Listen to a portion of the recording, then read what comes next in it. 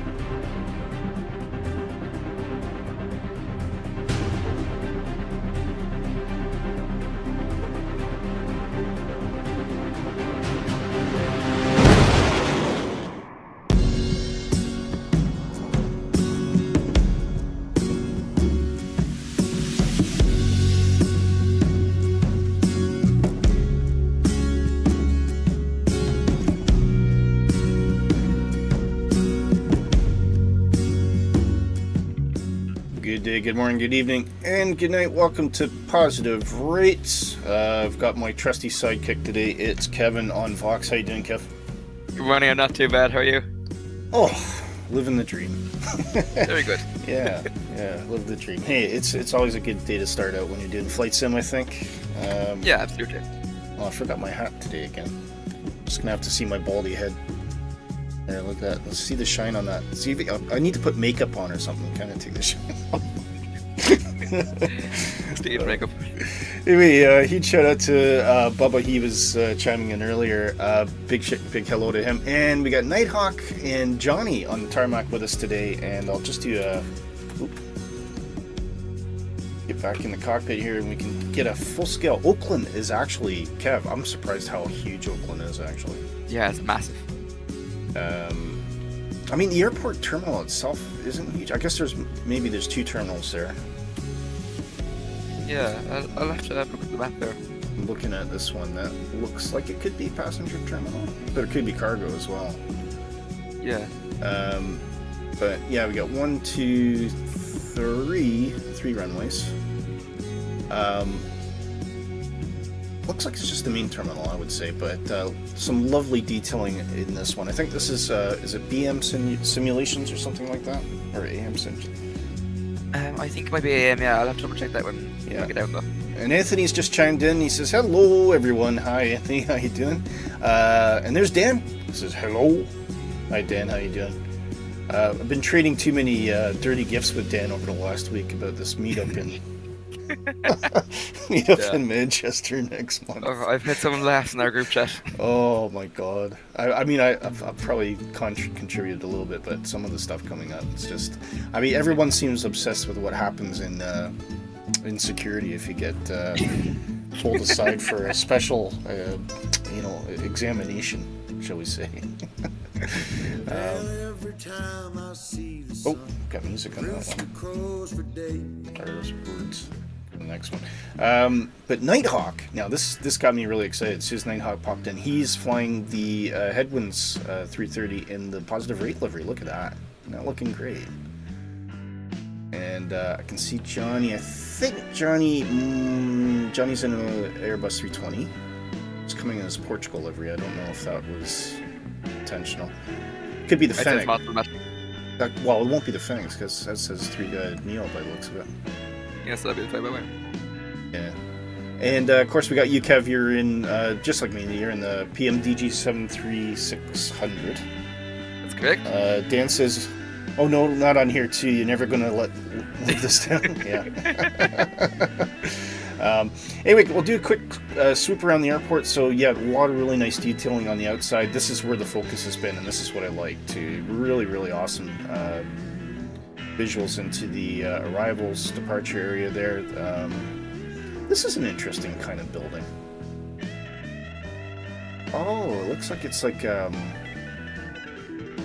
some sort of light rail track to a car park on the far side. Yeah, that seems about right. Interesting. But really, yeah, our heading's off right. Oh, there, look! Kev! Ha! What? Wait for the stream to catch up. Yeah, I'm waiting for. Oh my god, it's the train! Yeah, isn't that cool? Wow. Yeah, that's really cool. Oh, I'm okay. I'm now. This just ranked up for me. This is really cool. Yeah. I wonder if we'll actually dock at the station. Take a look. Yeah. So yeah, there looks like there's a monorail access into Oakland. I would imagine that probably comes from a ride and share car, park and ride car park. I'd say so, yeah. Somewhere. Yeah. But look, yeah, it's coming in the station, and it bounced right out again. But that's cool. It's still a good effect. Yeah. There's a little bit of light detailing in the terminals, not a heck of a lot. I don't see much on the side that we're in, but if you go over to gates kind of 21 and upward, you can see there's some nice little detailing in there. You can see what that looks like at night as well.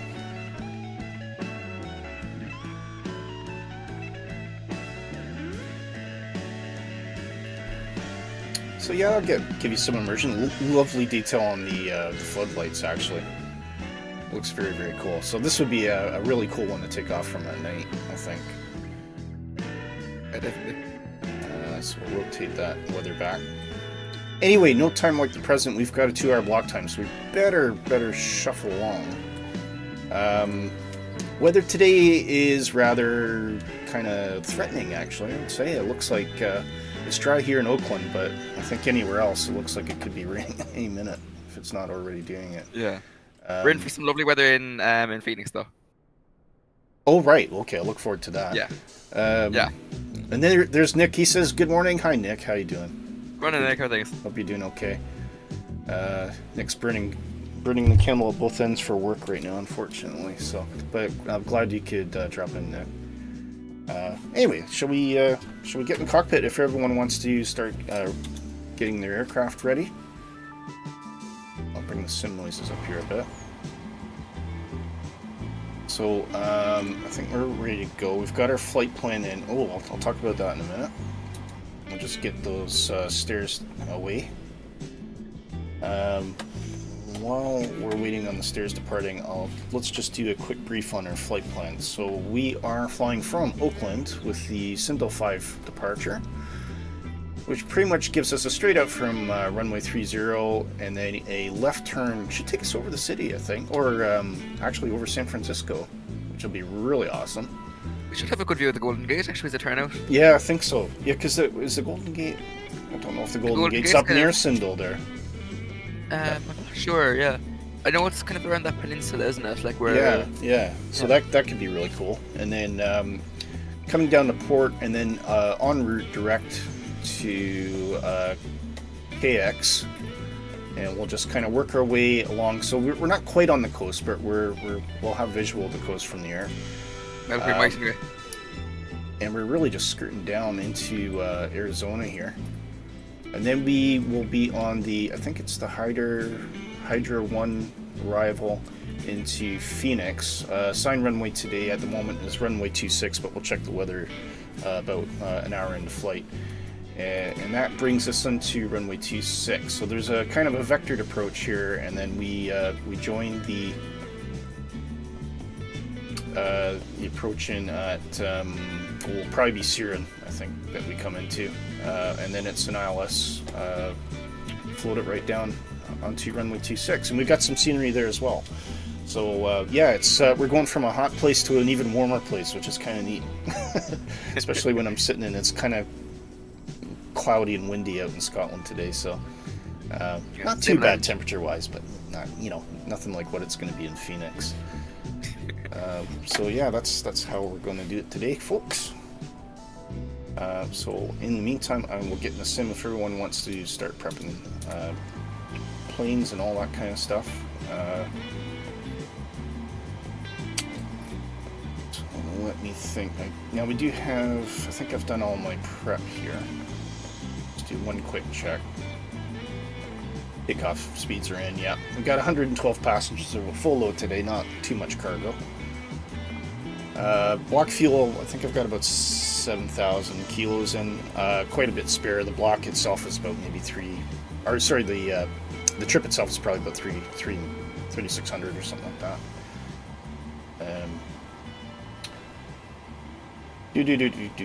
Where's your brain? I supposed to have that every day. Do you? I do. It's horrible, isn't it? About myself, not about you, obviously. Alright, let's get the APU going here now. Dan is saying you need to change the backdrop for the webcam. I have to change the background for the webcam. Why? Because it's Airbus is supposed to... Yeah. Yeah, I know. Because Dan's not a fan of Airbus. He's a big Boeing man. Oh, right, I see. Yeah. Dan was pretty impressed with the working train as well. Planned fuel and perf is empty. Is that my planned fuel and perf? I'll check in a sec. What is Ryanair SOP for that stated then? Because I would have thought if it's the same as what's in the tanks, then you don't need to fill it in. Right, get rid of the ground power. Don't need that anymore. Whoa! What's my APU not powered up yet? Oh, it's still settling. See, I'm getting too excited. Yeah. There it goes. Come on. Give me some power here. Hopefully we didn't lose our flight plan. I think we're still good. Yeah. The Boeing is fairly resilient when it comes to power. Yeah. I think those look like they're still aligned, so that's alright. Yeah. Right, so we'll put that back into... Because the Boeing doesn't have a ram air turbine, you see, it runs off the batteries for a while. Which is why, when you do power in the Airbus, the rat comes out, and also you lose all your flight plan, you lose your ADDs, all that kind of stuff, they lose language. Yeah, I'm just gonna see if I can see what was perf. What was empty? Oh, plan fuel.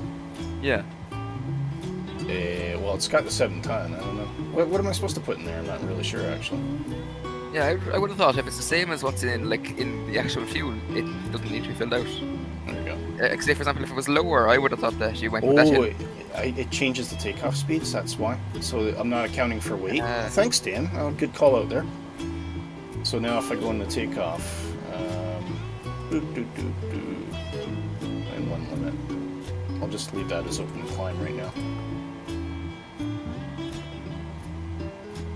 Oh, the speeds are still the same, so that's fine. Okay, no, it's just a slight thing that I haven't looked at before. Right, so we'll get the seatbelts on there.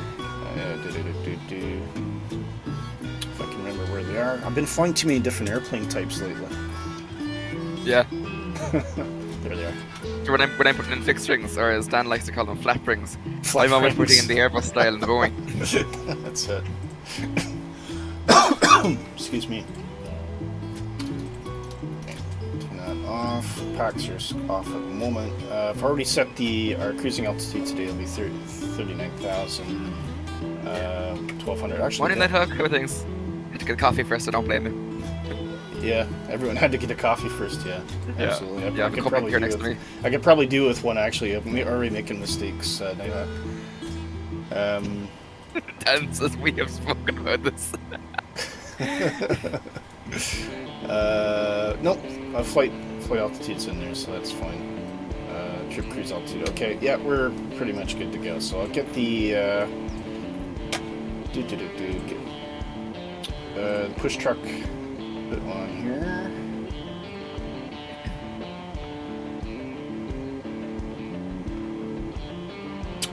Set of brakes. Let's confirm that is set. Yes, it is.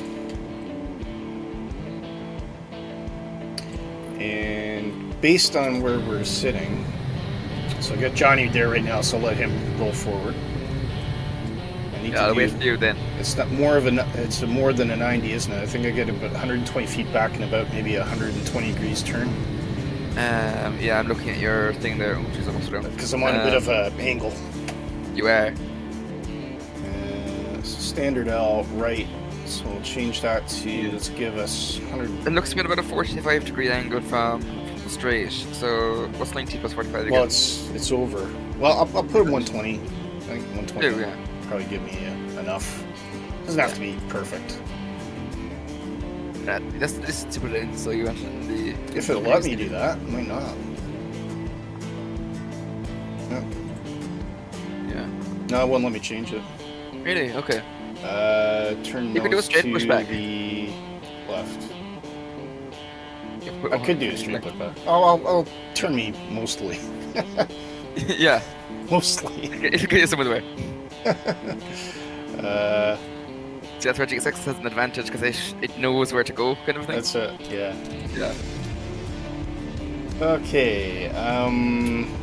Let's do a quick sweep. So we want to get everything on here.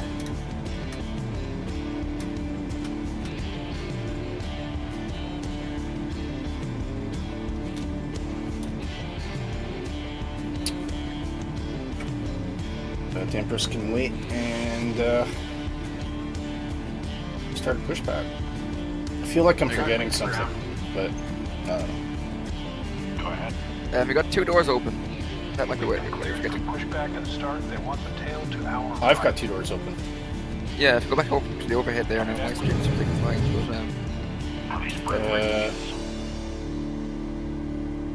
What doors? if you go up to the overhead there, it looks like there was 2 doors open. 2 doors. Oh, never mind. There, your hydraulic pumps. I was looking at the wrong section there. Oh, okay. Everything's fine. Yeah. Okay. Everything's fine. Yeah. Okay. Yeah. Because like I've been paranoid after the digital stream last, where he had the cargo doors open, didn't realize it. Oh, that GSX did that. GSX did that, yeah. Yeah, no, I think everything's clear. There's nothing around the airplane, so. Yeah. Okay. Engine 2. That one even.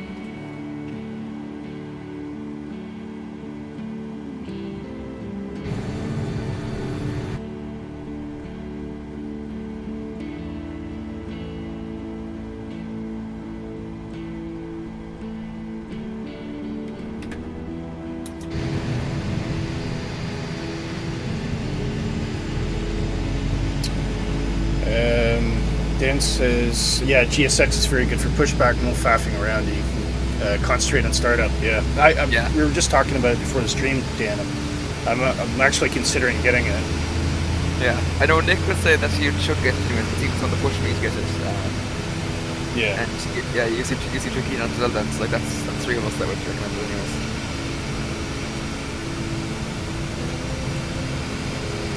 Here comes the sun. Blue skies.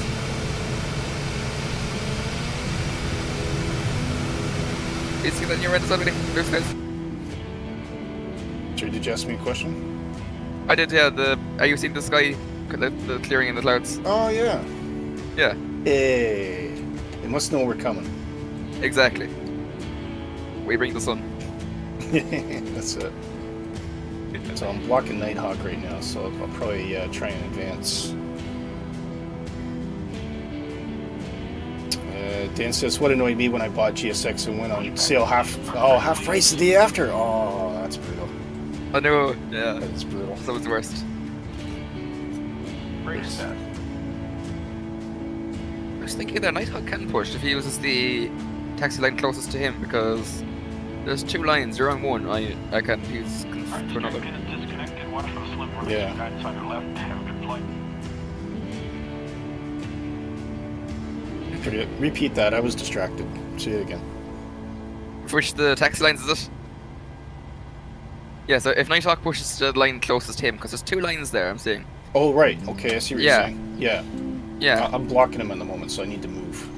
No, you shouldn't be. If there's 2 lines, now I suppose he has wide aircraft with wings, but like in the 330, but it should be fine. Because you're stubby with the short wings in 76. Yeah. I love the. You can see the hills in the background that over the airport. Looks like quite good. Yeah. It's a lovely one as well, but like being right on the bay as well. Yeah.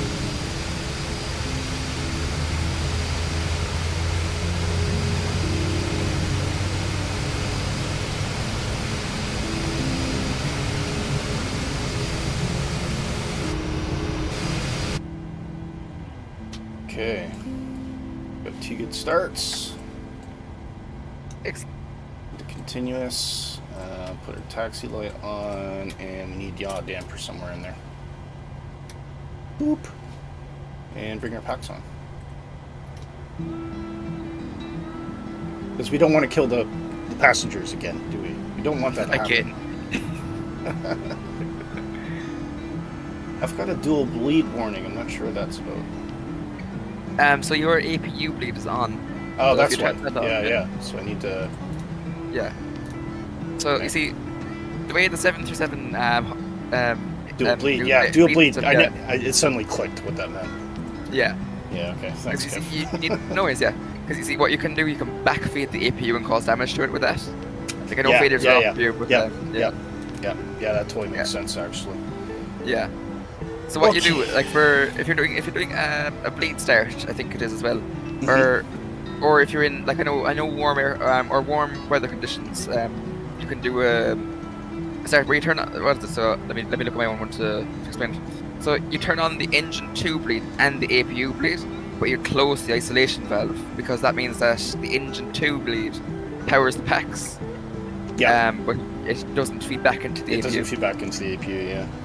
Yeah. I don't know how accurately that's modeled on this plane, but... I would say it's probably quite accurate. Like, they've done a lot of system steps, so...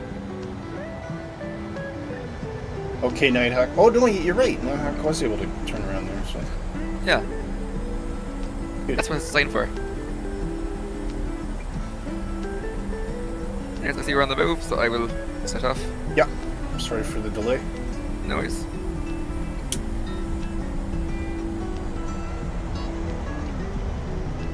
Set flaps.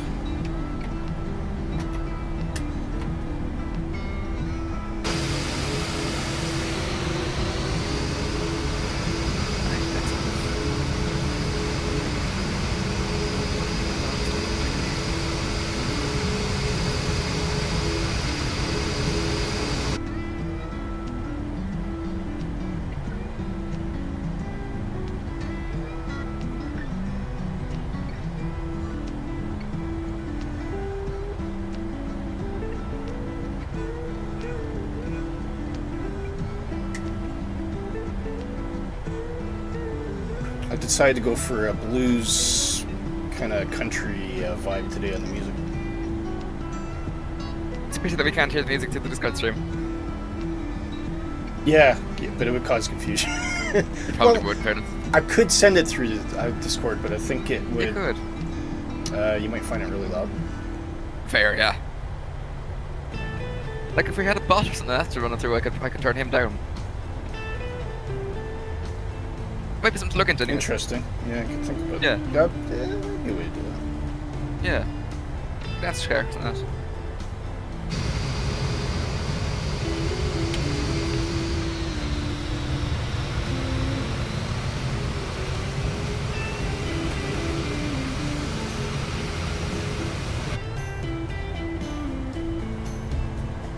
I love the textures on this airport. That's just really cool. They're lovely. I did some tweaking in the graphics settings recently too, and suddenly everything just became way better. There was a resolution thing that I hadn't noticed that it was doing, which I fixed, and also I used that AMD sharpening. That's magic. Nice one. Oh, is it? Does it ever work? It's really, really good. Yeah. What I've done actually is I've turned down my anti-aliasing to one frame, and it's actually looking a lot sharper. Yeah, it's funny. You never. There's no real hard, fast rule about how things will be improved, but you just gotta play around with it, and every system's different. Yeah, exactly. Okay, I think we're good to go. Got initial altitude 10,000 set.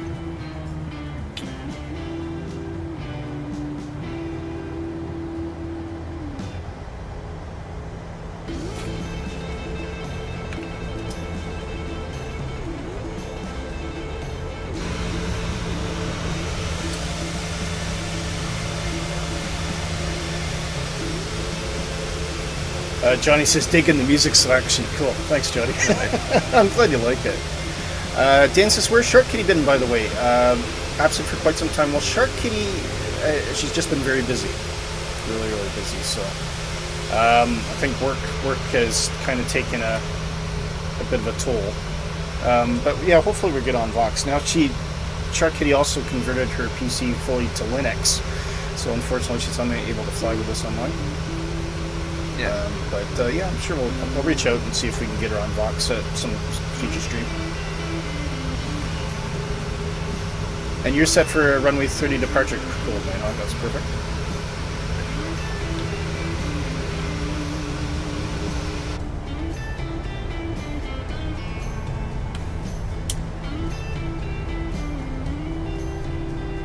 Alright, I got FMC alert here, so I'll check that out before we go. That's probably just you asking to verify takeoff speeds of the flaps. Oh! Right. OBS Studios disconnected. Oh, I was thinking of, like, what was that spiraling on the stream there? I just noticed, yeah. It said it just reconnected, so... Yeah, cool. Can you monitor the stream for me? Just see if it's... Yeah. It's looking steady now at the moment anyways. Don't give it the spirals, yeah, or the buffering sign. Yeah, it seems stable now anyways. I just trust it. Everybody in the chat, let me know if you can hear me okay. A small flutter.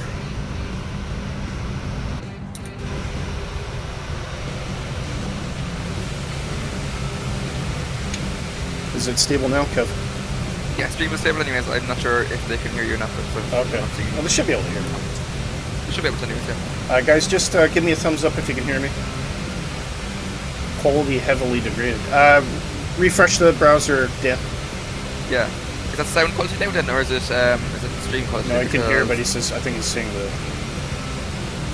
Yeah. But I'm saying, like, it might be that it's suffering, like, what, like if my internet connection is bad, then my sound kind of suffers a bit.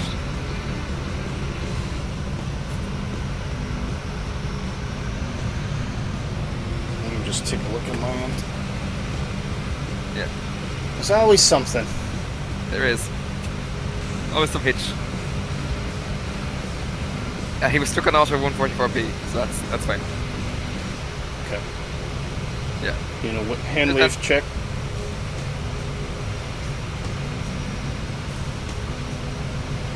Okay. Yeah, we're good. Yeah, Anthony says the thumbs up. Cool. Okay. Cool. Fantastic. Okie dokie. Dan, hopefully it's cleaned up. Oh, it got stuck. I was on auto 144. Yeah. Okay. Yeah. So you just gotta ramp it back up to full. Yeah. Okay, I'm well ahead. Kev, I'm probably happy to take off from this point. If Nighthawk's lined up behind me. Yeah, I'll line up behind, or I'll take position behind them. I think we'll give everyone about a 2-minute window. Yeah, good thinking for separation. So I'll let you air traffic control once I'm up in the air. Right. Right, there we go. Okay. Right, home brakes down. Bring the power up. 50%. Brakes released. Go. Oh, I got a warning. Oh, throttle's not on.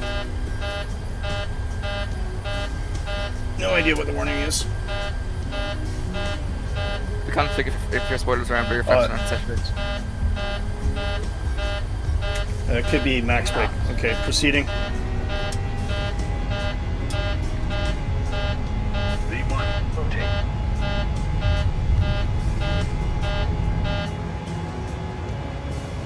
Positive rate of climb. Yeah, I think my TCAS was off and possibly max brake setting is probably wrong. Fair.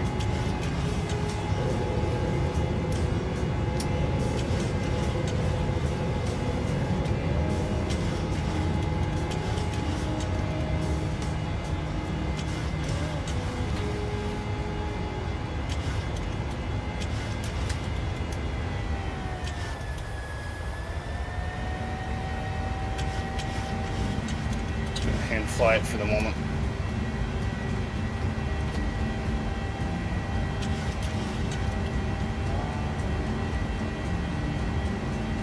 Disarm speed brakes.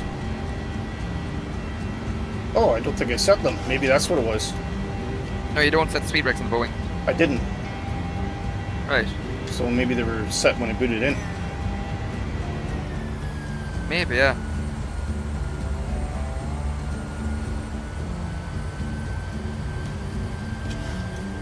Right, I don't think we've got our 2-minute separation. Everyone's just decided to roll. Just to take off?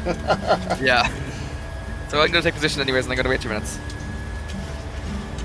Okay, let's bring in autopilot here.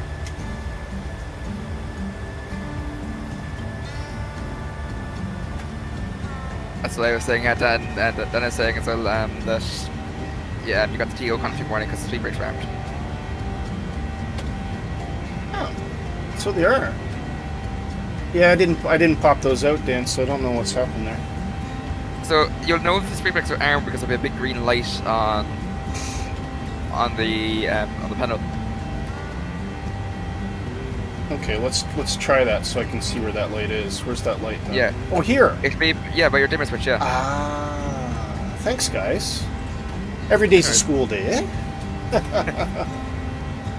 Okay, we're en route now.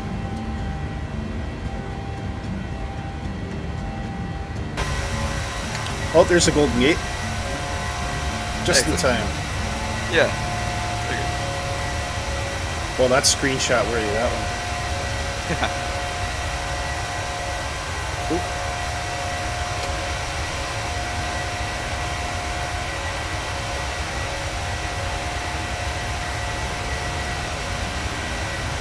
Speed brakes, yeah. Thanks, Dan. Yeah, I don't know why I was wrong. Look at that. I'm getting some amazing views over San Francisco, though. Oh, that is so cool. Yeah. We got Nighthawk and Johnny, and it looks like you're at the back, Kev, yeah? Oh, yeah, I'm waiting on the ground now for 9 minutes to separate us over. Excellent. Nice little lineup of aircraft there. Yeah. Okay, hitting 10,000. Oh, you know, I didn't even look at Barrow. I'm having a great day today. Okay, got to 39,000, folks. Okay. I wonder if real pilots have the same problem. If they're flying early in the morning, they have to kind of kickstart their brain a bit. Because I always find I forget more things when I'm on a morning stream. That's what checklists are for. Like, I'm using my checklist now at the moment. I haven't opened the... This is what I need to do. This is what I need to do. And what I'm going to do is I'm going to get a like a cork board to put beside me, and I'm going to get all my checklists for the different aircraft types up there, and I can then kind of visually just look at it. And good thing. Remind myself of things. Yeah. Like what I have is I have a little clipboard. It's like one of those ones you can open up and put things inside. Yeah. And I have a little like a strap like for like a GoPro basically. Put that around my leg. So I make it into a knee board. Oh, knee board, yeah. Yeah. It's actually really handy for the Airbus and stuff like that. Like I can write clearances down and all that kind of things like when I'm flying a Metsim.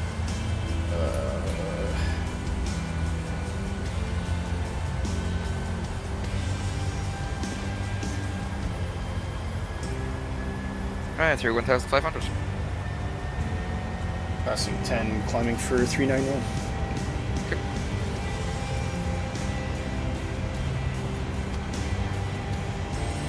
Look at those fluffy clouds today, I love it.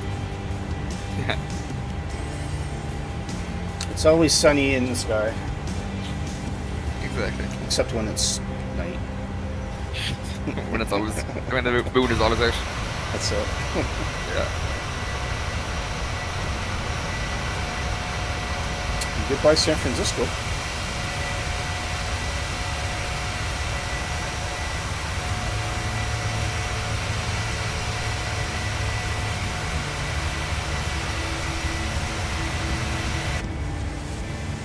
Up we go. I don't know one.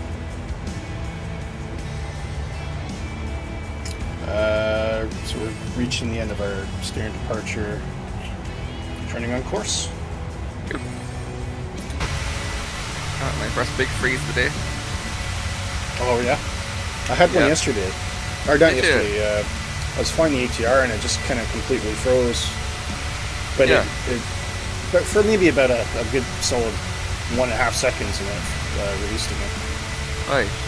Mine usually lasts a few minutes.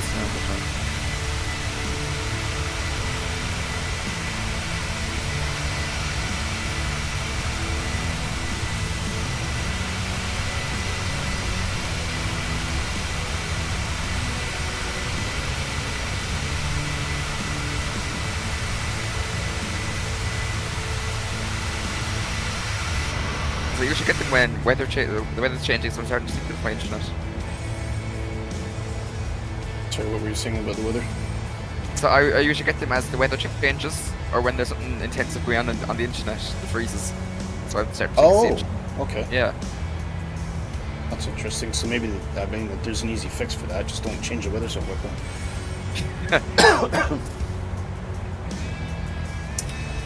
Passing 1800, going into standard. Oh god, how do I put this to standard again? You push the button. In the middle of it says standard on the thing. There it is. Yeah. I spend too much time in the ATR. Yeah.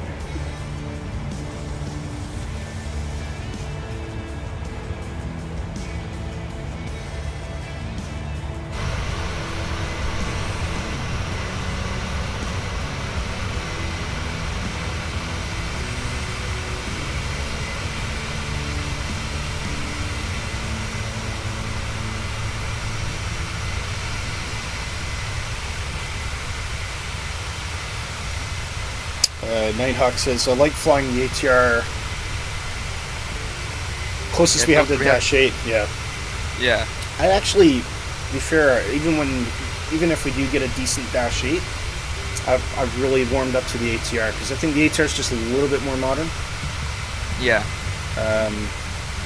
It's quite clever. Whereas the Dash 8's going to have, I think it's another version of that horrible Rockwell Collins cockpit we get in the CRJ. Which I have a love-hate relationship for, because I just find it really fiddly, where the ATR, it's actually kind of, you can touch things, and I think that's really cool. Yeah. It's a bit more intuitive. I have a close relation to the ATR as well, because Aer Lingus fly it, and I've flown on it a few times. Okay. Yeah. Yeah, of course I do. Logan there flies them as well. Yeah. No altitude horns, so the passengers are still alive and well. That's good.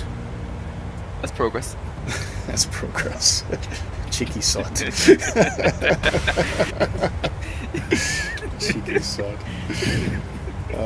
Dad says, I can't remember if I mentioned this before, but a handy tip for descending in VNAV: if you go direct to the waypoint you're inbound to, it will update the VNAV profile with the current winds. Oh, okay. Cool. Nighthawk says the Dash 7 looks like it'll be analog cockpit. Yeah, what the Dash 7 would be, yeah. Yeah, it's an older model. I think you do see... Yes, I think you do see them in, of all places, I think Greenland has them. Yeah, Air Greenland has or had, I think it might have been a good few of them. Yeah. They actually have an AT-30 now, Air Greenland do. They had an incident with it though, where they bashed the wing. Cool. Yeah. Yeah, cheers, Dan. Thanks for that. Okay.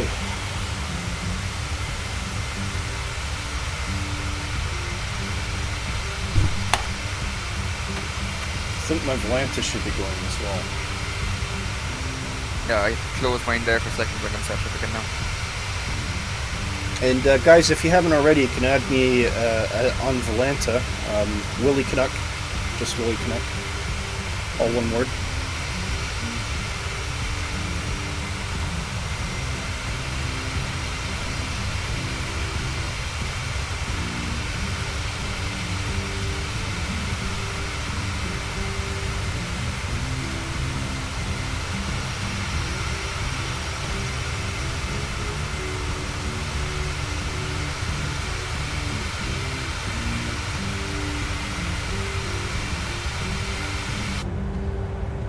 Yeah, Nighthawk saying there what I was saying to you earlier, that Air Greenland was damaged by that Air Greenland that was damaged was the brand new AT-3800 Neo, and I think it was hit by a ground vehicle. It was actually so it was being towed to stand, I think, from the stand somewhere or some maintenance. Anyways, yeah, it hit the tail of an SAS.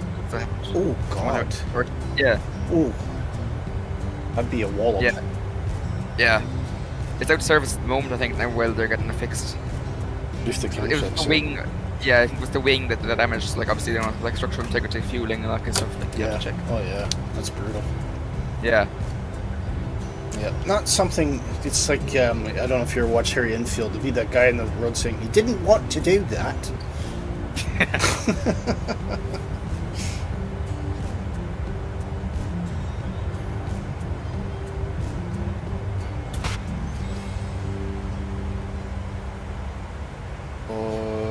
Passing 28,000.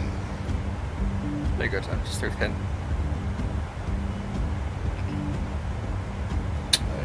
Should we get a Metar for, while we're hitting top of cruise here?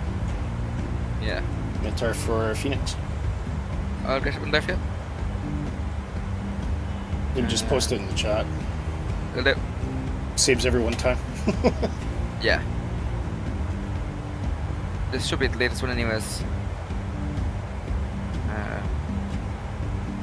This runway 26 we originally had in, wasn't it? Yeah. Yeah, so winds are 1403, 10 statute miles of visibility clear, 24 degrees, dew point -1, so clouds will be quite high if there's any clouds. 2979er, remark, ooh, I can't even read that. need Derek in the chat here with his HTC training.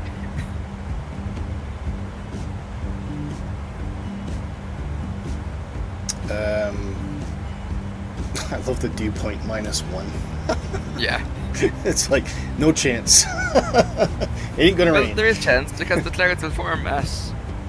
where the temperature reaches -1, the clouds are going to form there. I know, that's a hell of a temperature drop, though. Fair. And very high clouds if there are any clouds. So the winds... I mean, the winds are really, really low, so it's almost not even worth doing anything. But what runway did you say that you wish we'd come in on?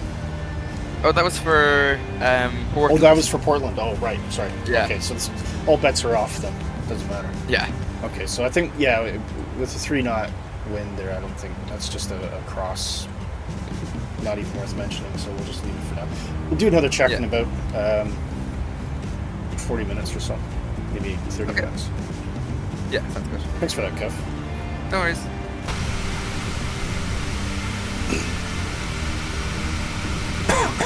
Right, I'm just gonna grab some water. I'll be right back.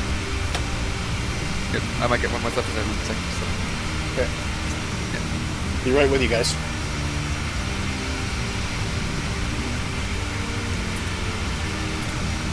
Ooh, that wasn't the right one.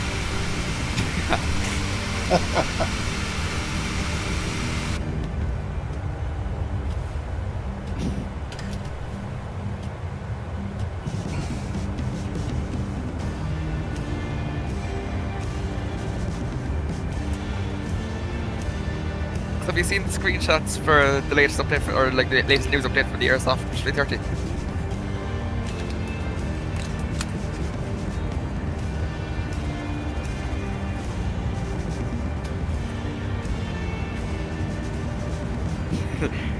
That was a beautiful sight, wasn't it, Dan? Stunning.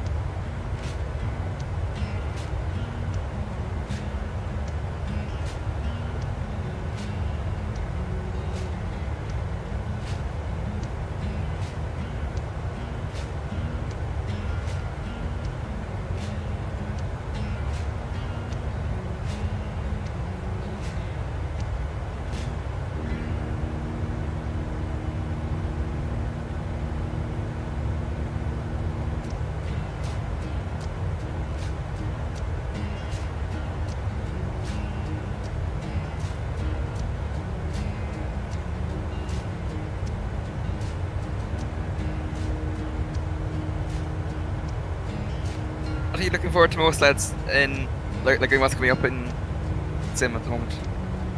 Is there anything that stands out to you?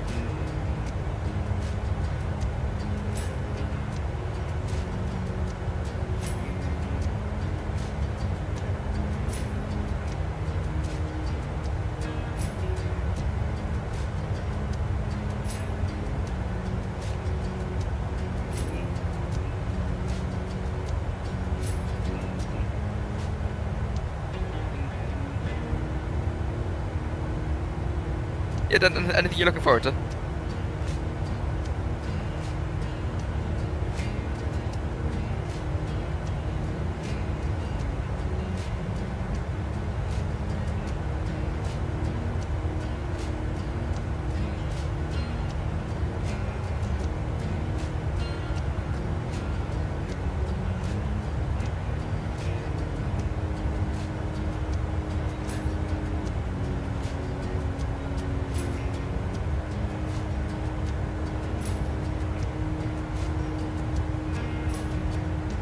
Okay, back. Yep, I'm back. Yeah.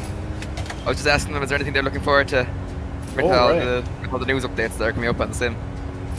At the 777 and the 748, yeah. Has there been any news on the 777? I'm not seeing anything. I think there was an update recently, wasn't there? I know Dan's following it, so he probably had info. I'm pretty sure it was. Well, we're heading for the desert now. Yeah. Keep your eyes out for aliens, guys. Seems to be a lot of that in the news lately. Yeah, I saw that. I mean, I had to laugh because there was this this family, so-called, something crashed in their backyard, and it was all blurry, and these tall aliens with big eyes and big nose, and then they vanished. And then by the time the cops got there, and they said, so what'd you see? And they told the cops everything. And there's a cop's like, I don't even want to do anything about this. And then and he go, anything else you see? And said, yeah, there's some guys in sunglasses and black suits drove up. I'm like, come on. Yeah. It's a lot of thin black. And what were you doing before that? You were eating shrooms and watching Men in Black 3. Anyways, I'm just seeing what the end thing here. So the last thing he heard, Mendoza had said that it was working smooth, or work was going on smoothly. So that's good news, anyways. I would imagine would be. I mean, the biggest hurdle for PMDG on the 737 was trying to port over all of their code, and obviously the SDK wasn't where it needed to be. Yeah. So it took a long time, but a lot of the core work that they've done is just going to have a knock-on impact to the other models that they want to bring over as well. So things should go relatively fast. Yeah, compared just like to DFB, like, you know, they're making progress in that. It's not going to be another 2 years. Like, they should be able to get this over relatively quickly. Yeah.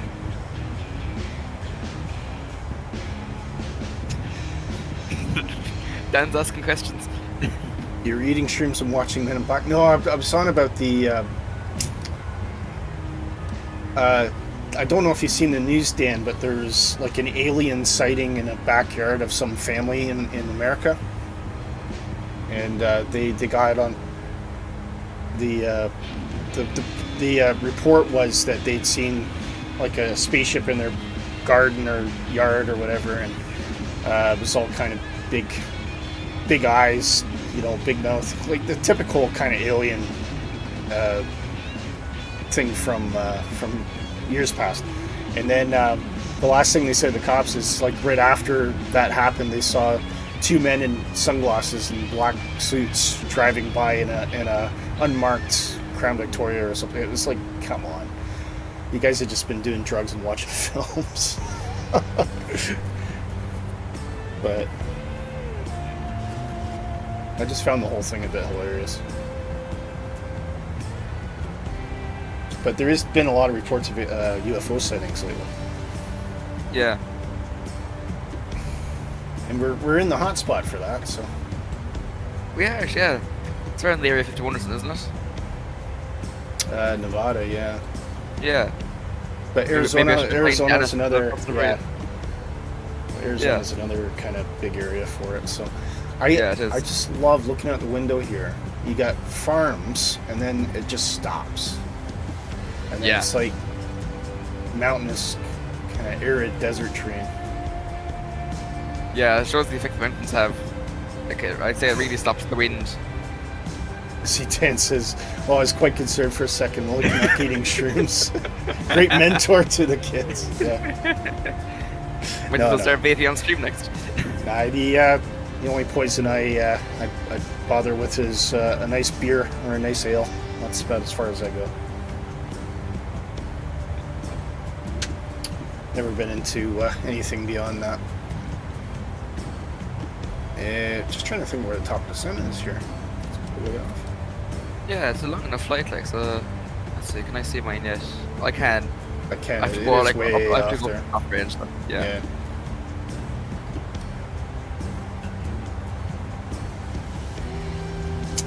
Tis a long flight, tis it is. Just indeed. Check the, anyways, I'd basically get myself a bottle of water. I'm parched, so.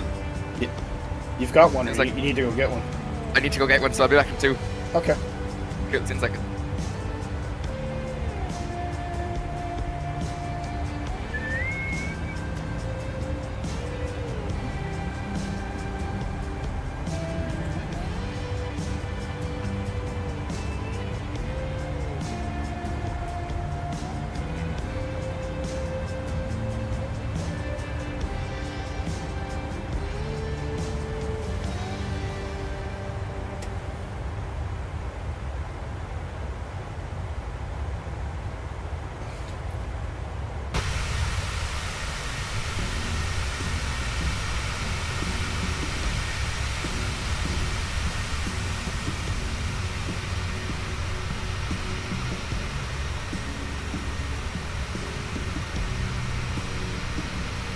go.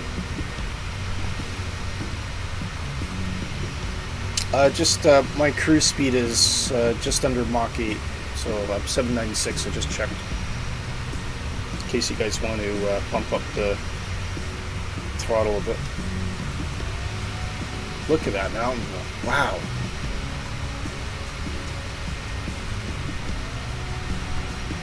Crazy train now.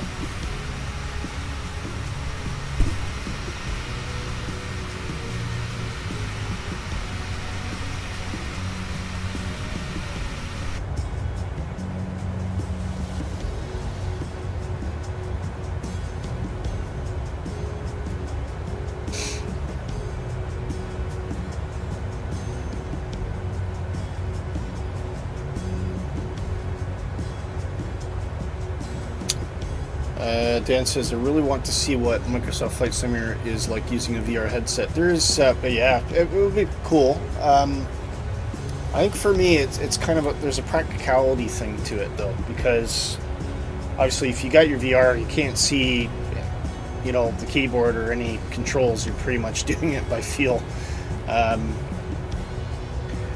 You almost need a way, like you could have a glove or something like that. You could actually interact with the screen somehow, but I did watch, there was a guy that did a VR video just in a Cessna. But he actually, he showed it in 3D as well. So I had the Google goggles where you take your phone and kind of, you can watch it in 3D. And that was really neat, actually. And you could kind of see what he was seeing if you set it for a 3D mode. But yeah, I mean, I think it'd be awesome. But in terms of flying airliners and stuff like that, I don't think it's very practical. And to be fair, I mean, if VR was the future for that kind of thing, you wouldn't have airlines still using level D simulators. But they don't do that. They have, you know, a proper cockpit with using screens to give you your visuals, so, which makes sense.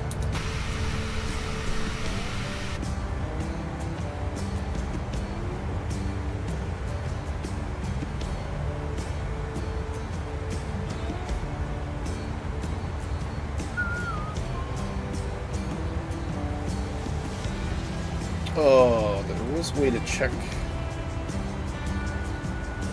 Dan, maybe you can remind me, how do I check my estimated fuel on board at destination? I got tons of fuel, so I'm not really worried, but someone at work had the Oculus Quest 2, which had cameras on it, so you could see. Oh, it gives you virtual arms, which is quite cool. Oh, yeah, very expensive, yeah. Well, what's that new one? Apple came out, they're bringing out one, it's like $3,500 US. Who's going to buy that? It's like, you know, billionaires in a golf simulator or something like that. I don't see the point of having something that expensive. And I'm sure, in Apple world, they think, well, we'll make it and they'll just buy it because it's Apple. But I don't think I won't be.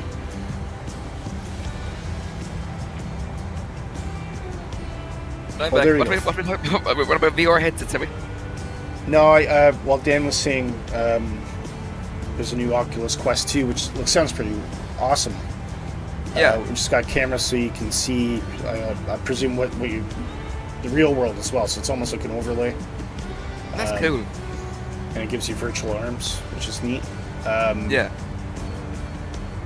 But I was talking about the Apple one that just got announced. The one that's going to be $3,500 US. Yeah, like why? So who's going to buy that? No one. There's no point to it. Like I think as I put my own headset back on, like I think I heard you said something about billionaires in golf and buying things about like because of Apple, was it? That's what I was thinking. I mean, people would buy this. Would be like some billionaire who wants a golf simulator where he actually feels like he's on the course when he's standing in the corner of his office or something like that. You know, it's. I mean, yeah, no. It's just it'll be a very niche kind of product which won't have a lot of support because no one's going to buy it. So yeah. I mean, when you're talking about a VR headset that is worth more money than your average PC gaming rig, something's seriously wrong there. Yeah, exactly, yeah. Like, the thing with Apple, like, this is just me saying this, obviously, like speaking positive against behalf, obviously, but I find they are a bit of a scam because, like, you know, like you'll get one iPhone and it'll go out of date the next year, like they'll stop support for it and that kind of thing. Yeah. To get you to buy the next iPhone. Yep. Yeah. Loving the well, that's why I stick with Android, obviously, percent. Yeah, I mean, well, I was always kind of on the Android side of things. Yeah. I mean, to give Apple their due, they are very secure. That's one of the reasons they sell quite well for government and industry. But that's fair. In terms of, you know, personal options and for consumers, I find them horrendously expensive and quite restrictive in terms of what you can do. And for a while, they were the big dog. You know, if you wanted the best apps, were always on Apple. But that's really changed. That's not the case. In fact, in some cases now, there's some apps that are only coming out for Android that aren't on Apple at all. Exactly. Yeah. Like, and I suppose it's the other way around as well. Like, you know, there's those apps for Apple that aren't on Android, but there's a lot of I wouldn't say conflict, but I can't think of the right word around the two of them. Yeah. I think the problem with Android, being fair, is Android has a lot of garbage on the Android store.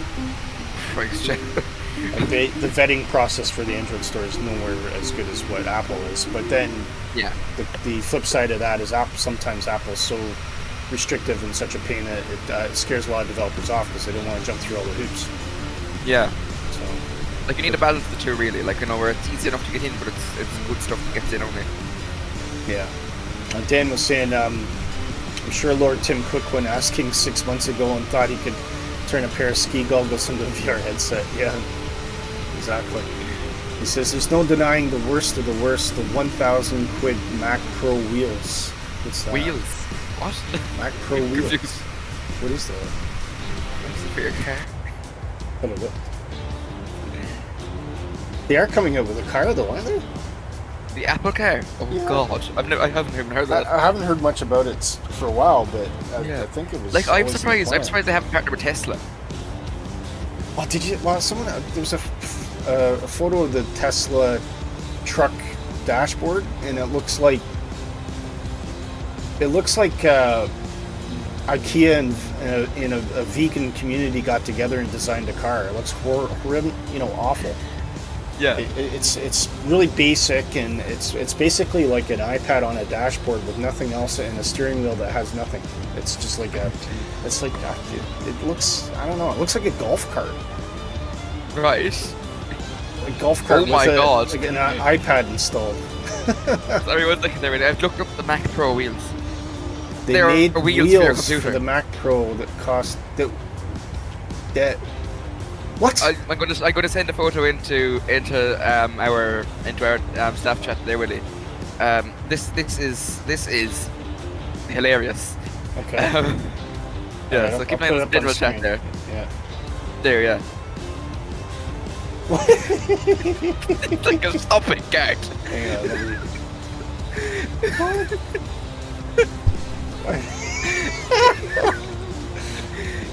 Why? Why? And they cost £1,000.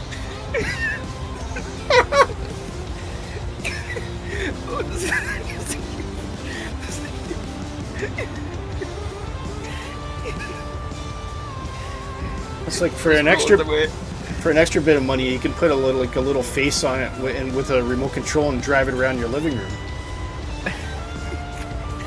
Call it Henry. That's got to be a gag. That's got to be a gag. Is that genuine? The last one I sent in there didn't work. But, I'll try it again there. It's absolutely hilarious. Oh my God! It just rolls off. Oh my God! Let's see. I'll go into it. I'll send you the link to it. No, that's all right. Oh, what? And you know what? And there'll be Apple fans that are lining up to buy this. Yeah. I don't know. I really don't. There we go.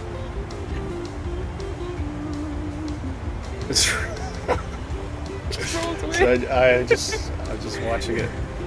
Sorry, I didn't realize the GIF moved here. There we go.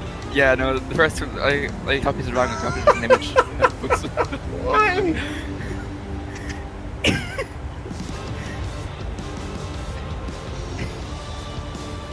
I take it the whole point of this is like, I kind of do see what they're going for here, but so it's kind of like the whole IKEA modular thing, right? Where you have a living room set up and you've got furniture, like you think nested tables. You can take out nested tables and reconfigure your room a bit. So maybe the thinking is, oh yeah, if you're working on your Mac, you can kind of wheel it out from like a crevice or something like that and then wheel it back, but it doesn't make it not stupid, yeah. And it definitely doesn't explain the 1,000 pounds. Yeah, like you can get the same thing for your chair for about like 20 quid. You know? Yeah. Be like, why are they 1,000 pounds? And we go like, well, it's made from materials from the space shuttle. Yeah, it's made of moon rocks. Like, moon rocks, yeah. Oh, I see a little bit of traffic up front of us, actually. Very good. That looks like another group. Yeah, it does. And we're on the North Europe server, so... Yeah. Let's see who's streaming at the moment. It's kind of interesting. Yeah. That'd be hilarious if we ended up coming into another streams group. That'd be wild. We should do that.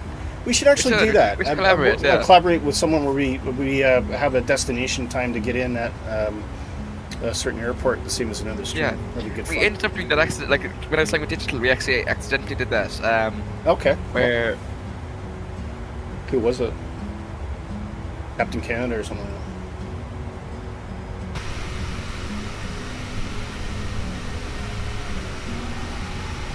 Well, I think you guys are getting far away. Johnny, you still flying with us?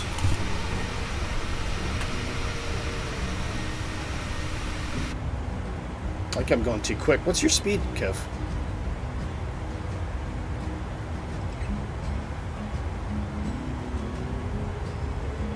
Kev, you still there? I am, yeah, can you hear me? Yeah, what's your speed? My speed is Mach 799. Okay, no, that's fine. That's what I'm doing. Cool. Johnny's still there. Okay, cool.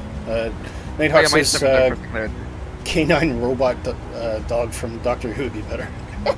I love that thing. I wanted that thing when I was a kid.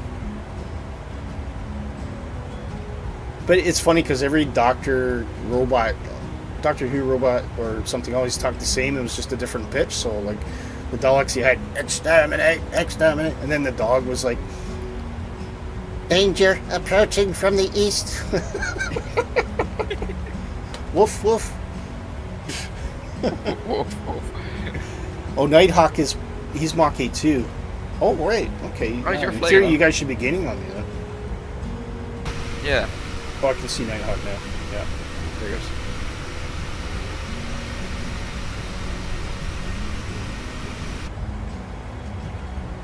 Take a look at, see if I can discern what's happening with these guys. Yeah. I'm looking who's live on Twitch and I'm not seeing. What's a VL3? What's a VL3? That's a little one, isn't it? It's kind of thing. Look at the train here. Wow. Yeah, it's getting. Even deserts can be beautiful. Yeah. It's really cool. It's like remember I was like in Australia, like Australia's big desert. Yeah, yeah. That's why we should probably get another flight. Actually, an airline flight in Africa. I think that'd be cool. Africa, yeah. We did. I just read one for us a while back, didn't I? Like along the south coast. Yeah, I think maybe this time do something that takes us right over the heart of it. Yeah. I was gonna say hello there to Lemon. How are you doing? Oh, Lemon Wolf. Hello. Hi. Yeah. How you doing, mate? Good to see you. Like the Albanian Rosmus. I missed that. What was that? Dan says, crikey, it's the Albanian Rosmus. You know the top kick quote. Yeah. And Nighthawk says the deep reds in the interior of Australia. Or they are. Yeah. I noticed that going way back when we first started, we did I guess when we first started the Jets, but we did Ayers Rock. and it was some pretty awesome colors around there. Yeah, that was so great. It was, yeah. Yeah, and what I was doing recently, and we were doing the F1 cargo support flights that Digital's doing. Yeah. So I was flying along with them obviously as well. Like I'd go along with a lot of Digital flights now, but we were flying over Australia. Just sun was rising, so the raids were even redder. Oh yeah, that's cool. It was beautiful, yeah. And of course I was in the engine. I was the big white plane on the raid. Oh, Dan says James May Top Gear reference. Yeah. Well, James May's not in good shape. Is he not? No, he had a bad accident. Oh, I didn't even hear about that now. It was just dumb.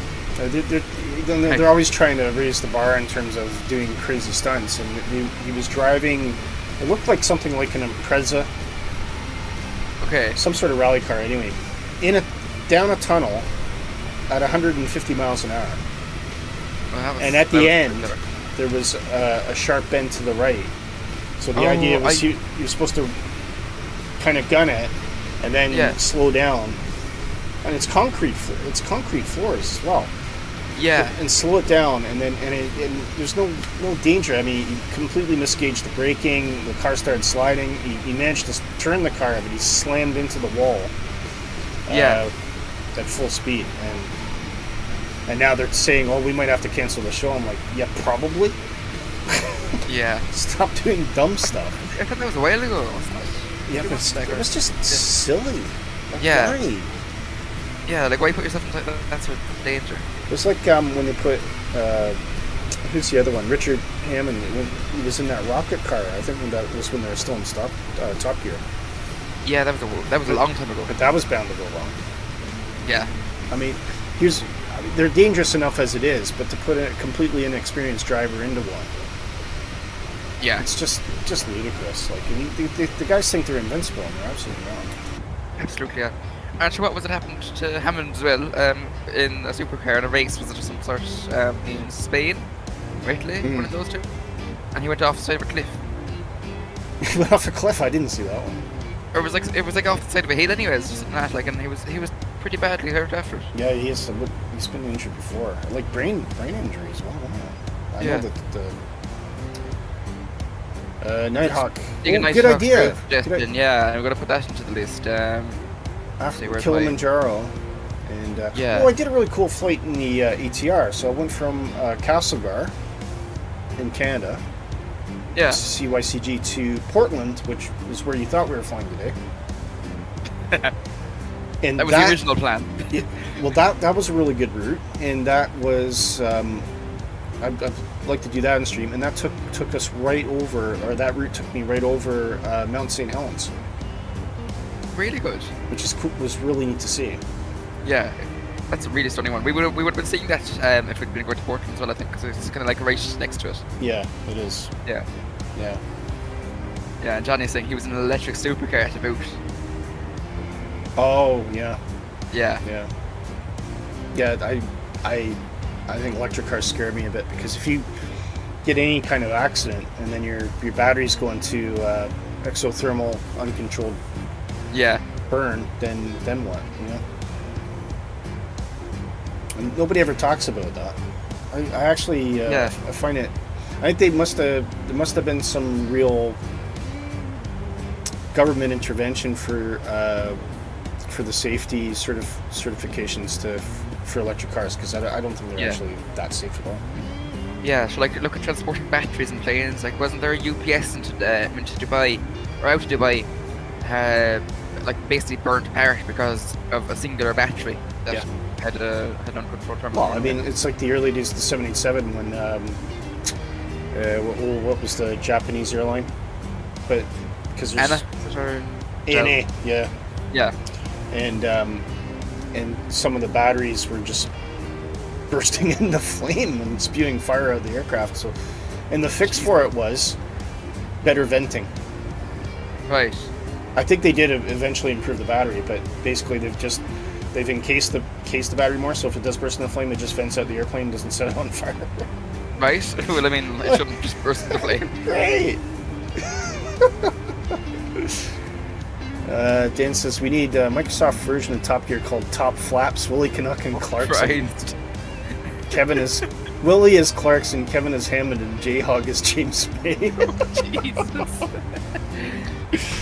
Oh, that's awesome. Yeah. So we can do that in Manchester. Johnny says in that episode, Hammond killed everyone in 2-2 a mile. Okay. Half a mile. Oh, half a mile, right. We're definitely getting into much more faded colors on the ground now. We're not seeing the rich farmland anymore. Yeah, it's a bit more dull. A bit duller, I suppose. Must be great having a front lawn in Arizona because you don't have to cut your lawn. It's just sand, brush. Yeah, the cactus. With like little potted plants about the place.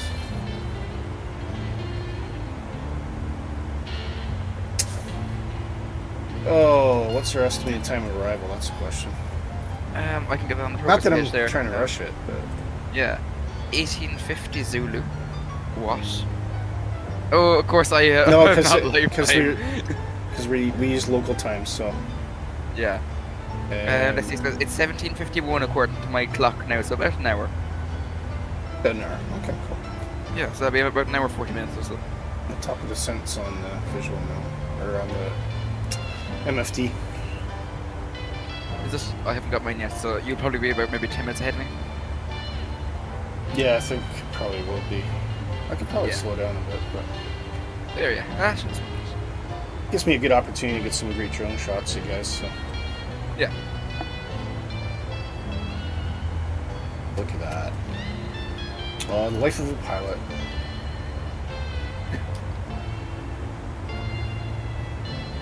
I've been lucky with the clouds, so there's definitely a layer, but it's very thin, so you can kind of see everything through it, which is really cool. Yeah. It is, yeah. It's I've never actually seen that in the sim before. Haven't you? Yeah. It's like, because the weather's so good. Yeah.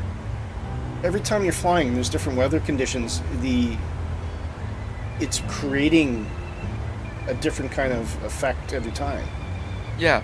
Like no flight is ever the same. Like they don't do this by design. They've just created a really great weather engine, and it's doing its thing, and it's just so cool. And obviously, it changes from what time of day it is, what time of year it is, that kind of thing. It's really neat. And like with the likes of like Rex AccuSeason, I can't even say it. Rex AccuSeason. Like when the seasons change, like and you see all the autumn trees kind of changing to brown for the winter, going up to the very bright green for the spring, and then the kind of that's it. I've got I've got one of the summer settings in now. Yeah, I've mine to do live updates. It's really good to have live updates because it's something different every day. Then. How does that work? Then does it have to be running all the time, or? No, it's automatically. It's like I turn mine on at midnight because I'm usually up then. But oh right, so you kind of do daily. So it installs it to sim then, and like you can install while sim runs as well, so it doesn't need to be turned off. Oh, that's a good thing to know. I didn't know that. Yeah. I thought that trying to load anything when the sim's running is a risky maneuver. Yeah, like I wouldn't call it safe, but I've never had an issue with it, so I'm happy to continue doing so. Yeah. Should we look at I'm going to look at the approach here for a sec. Yeah. Okay. So we're coming on the Hydro one. That's fine. We're going to be. I think we're coming in through Salom roundabouts. Can't remember if we come up to Kagor or if we come through Lamo. I'm not sure. Anyway, ILS is 111.75. Course is 258 for runway 26. Probably a good time for a weather check actually as well, Kev. Yeah, I'll put up the measure there again.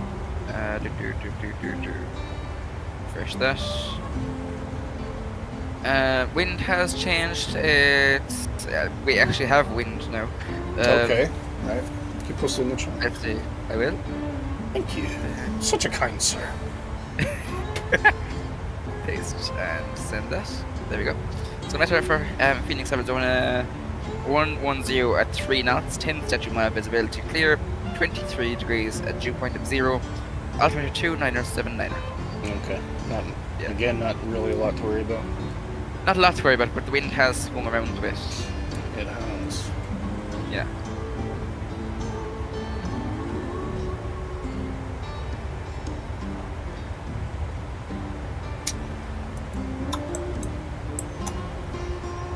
I think I'll just leave the plane in. If it gets above 7 knots, then maybe we'll think about doing. I'll think about doing something different. Yeah. I mean, you're welcome to change it if you want. Second? You're welcome to change it if you want. Yeah, no, I'll continue. I'd say because like, we have a limit of in this aircraft for tailwind. I think is it a 15 knot tailwind? Oh, is it? That's quite high. Is the Airbus the same or is that 10? I thought that was 10. Maybe it's 15. Yeah, maybe. I'll actually double check there now. Oh, Dan's just kicked it. Oh, I know what you want, Dan. I know what you want, Dan. £2.51 donation from Dan. Thank you very, very much. Okay, this one's for you. Hang on. 10 knots, by the way. I was wrong. Anyways, yeah.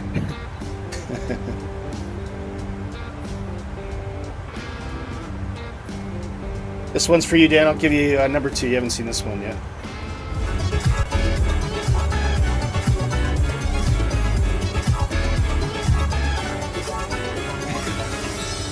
Thank you. There you go. There you go, Dan. Oh, Jesus. Actually, probably it's a really good way to describe my my brain this morning when I first turned the sim on, I think.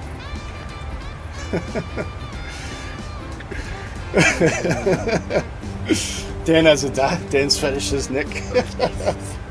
Oh, what happened to Kermit? I'm a bit short of cash right now, Dan, and unfortunately I've had to downgrade my Streamlabs subscription. That's the reason. So if we generate 10 quid within the next week or so, then I'll kick Streamlabs in again.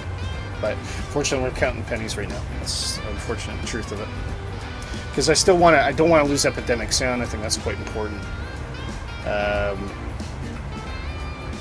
So I had to make a decision, and I decided to keep the music. But if we raise a bit more money, then I'll definitely get the Streamlabs back in.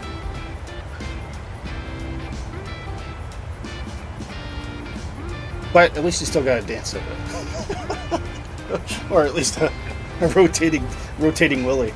Is that a thing? A rotating Willy?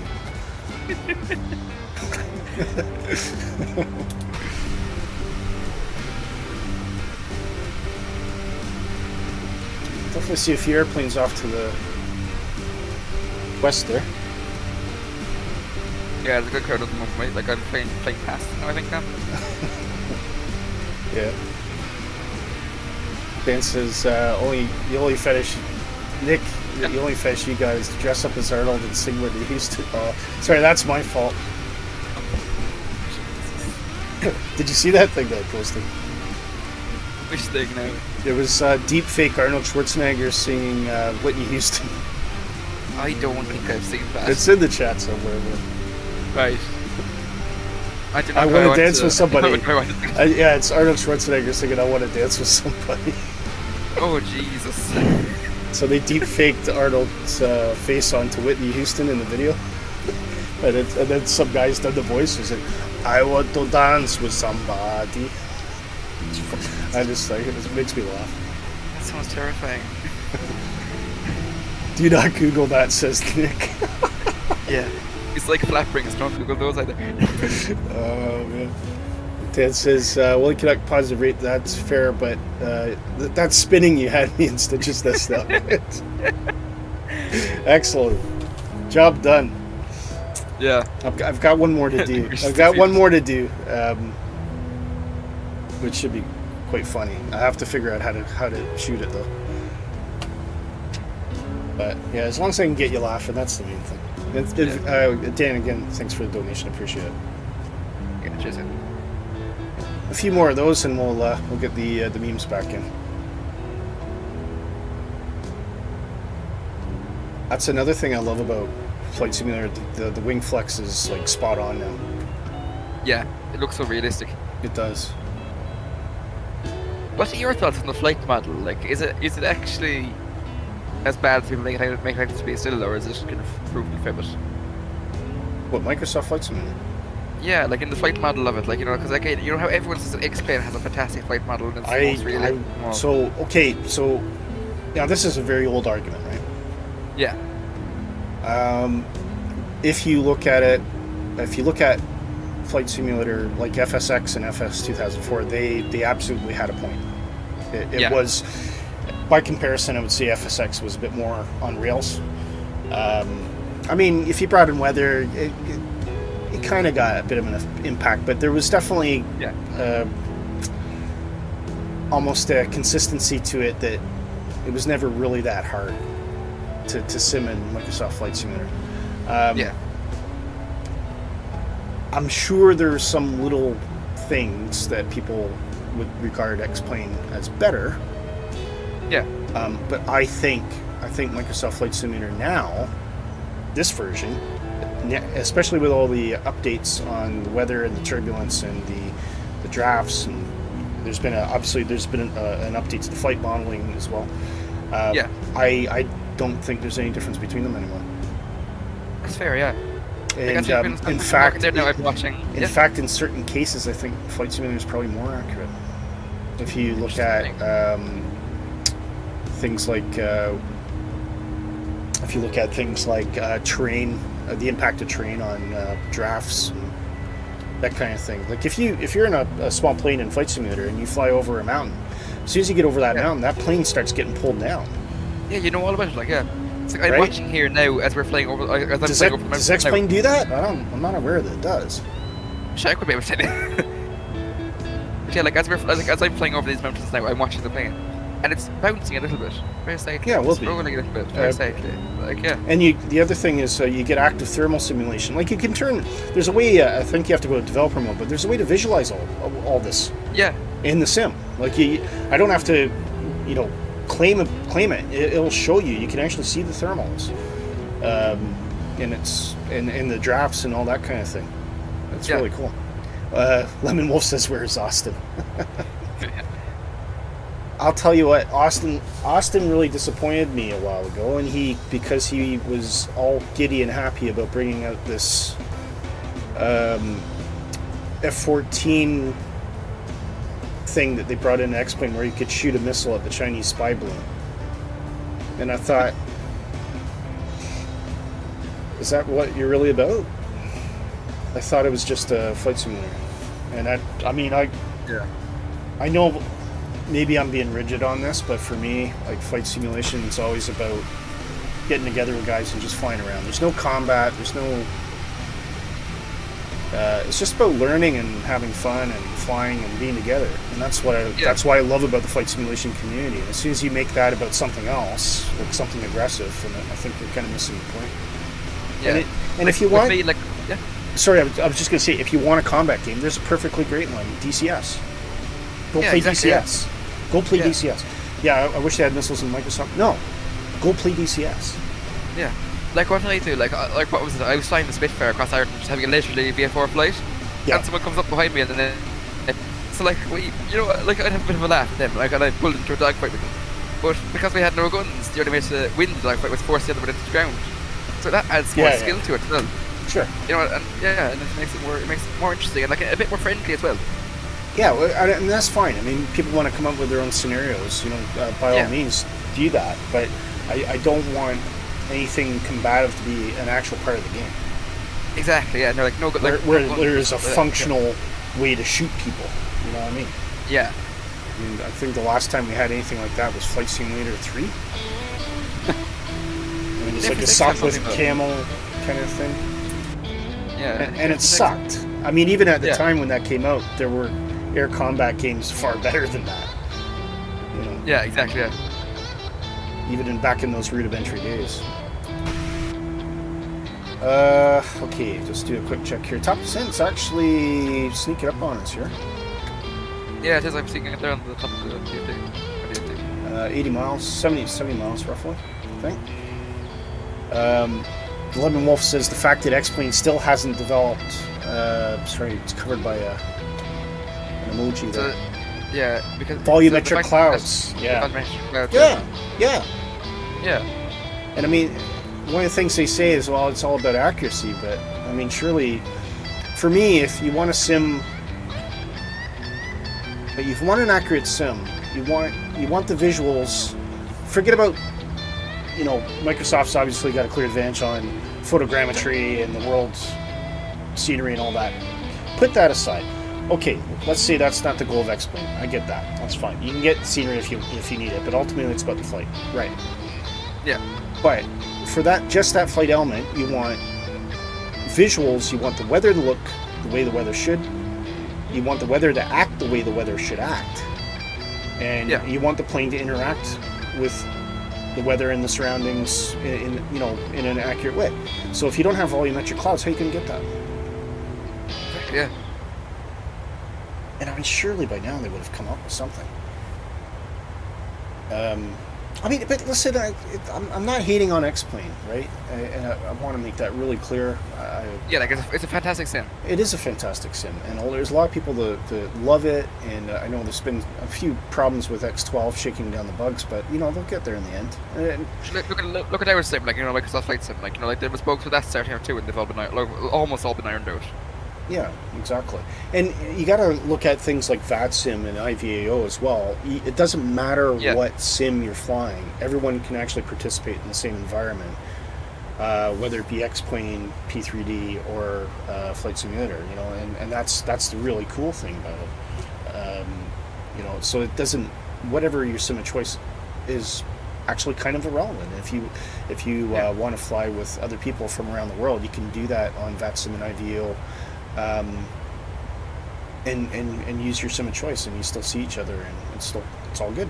So it's not really. I suppose where MSFS has the advantage there though is because not everyone wants to fly on VATSIM, say, or IVA, and not everyone wants rules. Yeah. So if I'm flying along with friends, say in this example, I wouldn't remember to this next bit. Yeah. I'd have to go on to VATSIM or IBO. Or Join FS is another option, but but that's still hassle. You still have to set that up, and you do. Join FS. If Join FS existed 20 years ago, people would have thought it was the most amazing thing on the planet. But nowadays, everyone wants everything kind of automatic. Exactly. But I think that's the other thing that makes Flight Simulator such an attractive option is just the inherent built-in multiplayer aspect of it. Yeah. Because obviously a lot of people don't necessarily want to fly in VATSIM. They just want to get together and just like we are, exactly. No rules, nothing to worry about. We don't have to worry about someone breathing down our necks because we're taking off too close together, or it's fun. But I think one day, Kevin, I know we talked that one day I'll be looking to do VATSIM possibly. I just need to. Again, it's just a practicing. I got to get back into the groove, and I don't want to jump in cold and be a detriment to the network, that kind of thing. So but they wouldn't be anyway. It's great seeing new people coming in. I've been on now for God, how long? I've actually lost track of how long I've been on now, but it's been a while-ish now. I haven't been on as long as the DFD or those. But it's always nice to see new people coming in. And most controllers are always very happy to teach people, people like to teach people what to do and that kind of thing. So yeah, absolutely. It's always great seeing new people come in. So absolutely. Yeah. Sorry, catching up in the chat here. Lemon Wolf says at the moment there is a very popular add-on for volumetric clouds payware. Yeah, and and that's fine, Lemon, but. A lot of people made the same argument about P3D, and I see every now and then I see a video. You don't need Microsoft Flight Simulator because X-Plane can look like this and P3D can look like this. And the first question I post is, but how much did it cost you to get it to look like that? And that is one of the advantages of Microsoft Flight Simulator. You're getting so much out of the box and continually updated for nothing. It's not to say the other sims can't look that good, but it does take a bit of effort and money to do that. And I think back on the Flight Simulator, the FSX days, Kev, I think I must have had about $1,000 worth of add-ons or £1,000 worth of add-ons. Yeah. And I'm kind of at that stage now with MSFS, where I've just spent loads on it. See, I got into FSX quite late, so I wasn't really able to do that spending because everything was available for free. where you could still do that now on Microsoft Flight Simulator, but at least you're. Exactly. Yeah. It's not necessarily about. There's a lot of things you don't necessarily need. Like you don't necessarily need a weather module because the weather is pretty good. You don't necessarily need scenery for every airport because the scenery is reasonably decent for the default stuff. Although there's definitely a lot of value in getting payware scenery if it's an airport you really care about. Yeah. It looked open for me, and like Edinburgh was for you. Yeah. Whereas in the past, though, like FSX, like some airports, it was like a runway and a shed. You know, and I'm like, oh yeah, that's Toronto International Airport. I'm like, no, it's not. But at least in Flight Simulator, it's a bit more like what it could be. Or yeah, I must say some of them aren't great, but the amount of freeware airports out there on FlightSim.to, like the community is doing a service. Yeah. And it's always been about the modding, isn't it? So yeah, and it's great that they get that support from the sim. Like I find now a lot of the add-ons from ages ago that would have been broken before in an update actually work perfectly now, and I feel like the devs, like Asobo, are kind of working with the add-on developers now rather than against them, kind of making them update every update. It's great to see. Yeah, and Dan says he almost bought X-Plane a while ago, but the only thing that stopped it was that he was already heavily invested in Microsoft Flight Simulator with that. Yeah, fair enough. And it can be quite a binary thing. It's either one or the other, because obviously you can have both, but if you really want to make that definitive experience, you're probably going to invest your money on one or the other. Yeah, like I'm half tempted to go back to X-Plane because I got it for a while there. When MSFS was just not working at all. Like there was a while there where the updates kept breaking things. Yeah. And like I got X-Plane then. But I'm half tempted to go back because you see, like I'm really into my retro planes. Like I love the 737-200. When I had X-Plane I only flew that. Yeah. And I'd love to go back to it, but I'm hearing the Milviz one is being worked on, and that's gonna keep me with MSFS. And also like obviously the fact that MSFS is just after me along so far. Yeah. Yeah, exactly. Yeah. So what I mean, when you think back on things that you've purchased for Microsoft Flight Simulator, I love it when those engines spool down. There's actually like a subsonic. I never noticed that before. That is so cool. Yeah.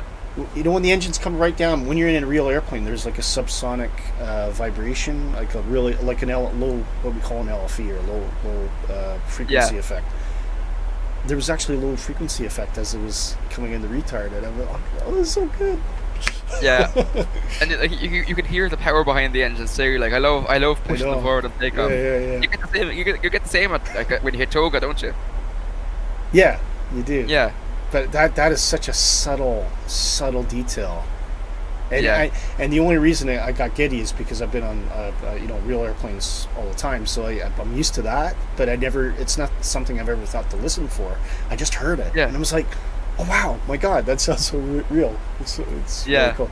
Sorry, we're all just a bunch of 18-year-old kids, aren't we? Really, we get giddy over silly things. Yeah. Dan says TR getting being a stick at the moment because they're supporting NFTs.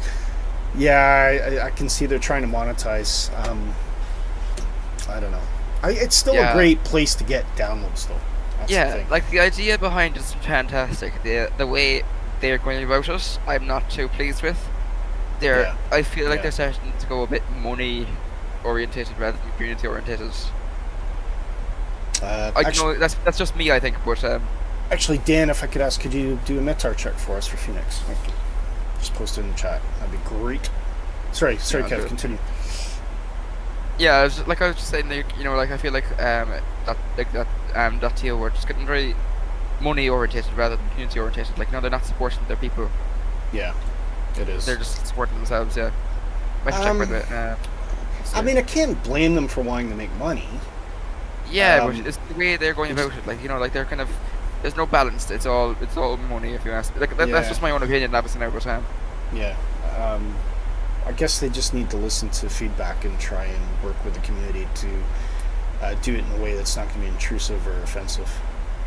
But if people are out there saying, "Oh no, I thought this was all about just supporting the community," no, it's not. I mean, it costs money to run this site. They got to do something, and it's a great site. They've put a lot of investment in it. Why shouldn't they get something back for it? They just need to find a way to do that in such a way that it's not going to put people's nose out of joint. But I don't think it's fair to call them out for trying to make money.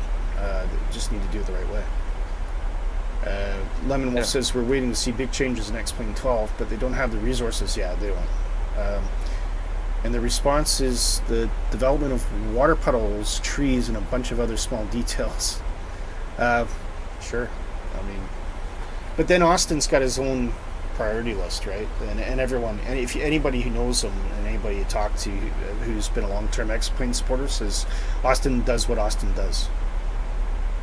That's fair. Which is fine. Yeah. It's his prerogative. It's his company. He can go the way he wants. But if you actually have a position where you completely don't respond to, it's basically the opposite of Microsoft, because Asobo absolutely listens to community feedback constantly. The bug list prioritization and feature prioritization is open to the public to vote on, right? They are trying to cater what people are asking for. And because of that, I think it's just a product that's getting better and better and better all the time. Yeah, so that's the best thing, is the community involvement. I love it when the community is involved in the sim, because that means that what people want is what people get. Exactly. Yeah. And if people say, "Why'd you do that?" You say, "Well, you voted for it." And then even people that didn't want it can see that they're in the minority because someone else, or the majority of people did vote for it, and they can't complain about it. So it's a great way to do it. Yeah. And they can still slip their own stuff in. I mean, I'm not saying that the community dictates how Asobo supports the product. That's not it at all. But they are giving the community an opportunity to weigh in on what they should be focusing on. That's not going to always be what they're focusing on, but at least the community feels like they're getting a voice, and that's awesome. Dan's posted Metar. Thanks, Dan. It's still 3 knots. 29.79 on the barrel. So I'll just while we're sending. Yeah. 29.79. Do. Thanks for that, Dan. Appreciate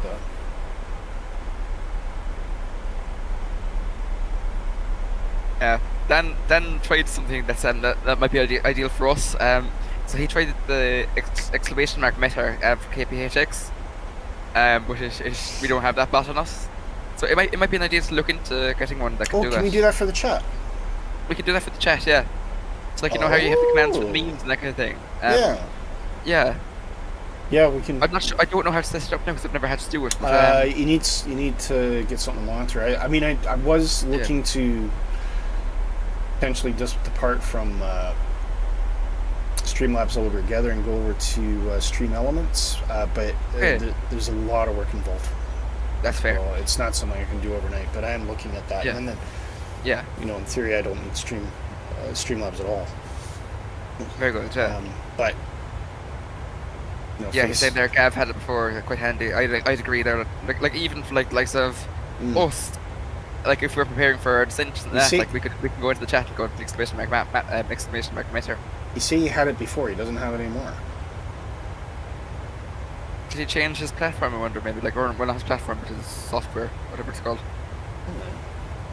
Yeah. Lemon Wolf agrees. Says Austin's always building a sim for himself, never listening to the community. Yeah, that's fair. And it's his money. Yeah. So I can't say he's doing the wrong thing. But I want to put to rest this whole idea that X-Plane is considered more accurate for pilots. That is bollocks. And I've got testimonials from 2 corporate pilots who will say the only thing they can use that for is for I think it's VOR, IFR training. So X-Plane is it for? X-Plane, yeah. They can only use it for IFR, some IFR training, some. Yeah. And, you can do that from home, so it's kind of like home learning, but that's it. Nothing else. Yeah. Not for flying, not for approaches, takeoffs, all that kind of thing. Anything to do with actually controlling the aircraft, no. So if anybody tells you the X-Plane is well, yeah, you can learn to fly an X-plane, and that's going to go towards your... No, not really. Not really. Yeah. Like what the flight school down the way from me has is they use X-plane in their 7.3 simulator. But I think that's like, fun. you know... Yeah, that's fine. Yeah. But then you're... Like, I think it's more for cockpit, for familiarization, that kind of stuff, like, so. They're just using X-plane as an engine at that point, because they're building... there's a lot more in that simulation for the cockpit than just the sim itself. X-plane's just like the foundation. So... And you can get... fixed-base simulators can get some certifications. I know that... Flight Deck Solutions out of Toronto. I actually know the guys that started it. I was there when they started the company, and we used to go plane spotting together. That's really cool. Yeah. So Steve and his brother, I can't remember his brother's name was, but they produce fixed base simulators they actually build simulators for Boeing now and Airbus. Wow. And they were the first. In fact, it was all top secret, and they couldn't even tell anybody. They built the first fixed base simulator for the 787 Dreamliner, which was debuted in I think it was like Singapore or something like that. Okay. When they were promoting the 787, first ever fixed base simulator for the 787 was produced by Flight Deck Solutions, and it was all done by Boeing, hush hush, very secret. Yeah. That's really cool. And since then they just great. I mean, if you want to build a home cockpit and you've got bucket loads of money, Flight Deck Solutions is definitely where you're going to get your parts. Yeah. Nice talk saying the Threshold Aviation store next to Pearson has a 7.3 simulator that people can rent by the hour. Yeah, there's a few places. There's a place in Glasgow like that, and I think there's one in Newcastle as well. Yeah, so like the one I was mentioning there earlier, but like my local one, they can rent you can rent that out by there as well, but it's stupidly expensive. Yeah, it is expensive. Yeah. And again, it's like, how do you actually make money out of these things? Yeah. It's like, okay, I just spent 30 grand on a fixed base sim, and now I got to try and get that money back in, make a living. Yeah. Exactly. It's a hard thing to do. Without having like corporate contracts, I think it's very difficult to do. Just selling that to the public, general public. That's not a good business model to me. Yeah. Like they do well from their taster flights. Kind of like I've been up in their Cessna, I think twice now. Yeah. And like that was really fun. Like I would pay anything for that again. Yeah. Yeah. Problem is being able to pay anything for it. I know. Yeah. Because I brought it up again recently. So. I mean, you could fly for that price. Yeah. Real plane. You can fly in real plane for less than that. I know. They look at Ryanair. Like won't be a jet, but yeah. I don't know. If you're gonna spend that kind of money, you're not better actually just getting some real flight experience. Yeah. I don't want to, it's good that these places exist, and I think if someone, for a birthday present, say, oh yeah, we decided to get you a special treat and got you 1 hour in a sim, I'd be delighted. I'd be like, oh, thank you very much. Love it. Awesome. Yeah. But am I going to be going there like 5-6 times a year just off my own back, just because? Especially when they charge more if it's more than one person. I'm like, yeah. Probably not. Be lucky if you even get me once, because I can get most of that experience at home. It's not the same because you don't have the full cockpit. I'd love to do that, but it's the novelty of that. It's probably less for me. I think it's more catered to people who don't have a lot of exposure to flight simulation anyway, and they just want to, go right into that full immersive environment. Yeah, I completely see the benefit there. So okay, definitely kicking into the approach here. Yeah, Nick's asking, are we using Lightbot? No, we're not. No, okay. I may consider it though. Yeah. I have looked at it. Because sorry, Willy. Yeah. No, go ahead. I have looked at it, but At the time, as I say, Streamlabs was giving me everything I needed, but now that I'm trying to become less dependent on Streamlabs, I'm now starting to look at these things in more detail. And one of the most recent things I did was change from Streamlabs OBS to just raw OBS, which is what I'm using right now. And I'm so glad that I did it. It's just a much better experience for me as a content creator. So, I mean, I can show you if you guys want to see what I see. This is what I'm seeing. So obviously you get a mirror effect, but this is you know, I've got all my scenes and everything up here, and my controls, my audio. So that's what I'm looking at when I'm controlling the stream. Oh, Nighthawk overtook me. That cheeky Airbus 330. That's right, Nighthawk. He just kicked the pedal to the middle. Just get on ahead of me. Yeah, 330 is pretty fast, nears. It is, yeah. It's a Mach 8.2 aircraft, so. Yeah, like I'm descending now with 6.4. Actually, a 330 Neo could be even higher. I'm not sure. Is it? Yeah, I think I've gotten it up to Mach 8.4 before. Yeah. But I mean, the Mach speed's generally not an engine issue. It's an airframe tolerance issue. Yeah. And we are coming below transition altitude, so we'll kick in. I think it's still 2979. I think was the barrel, wasn't it? Now this runway is quite high. It's 1,100 feet. Yeah. And the decision height is 1385.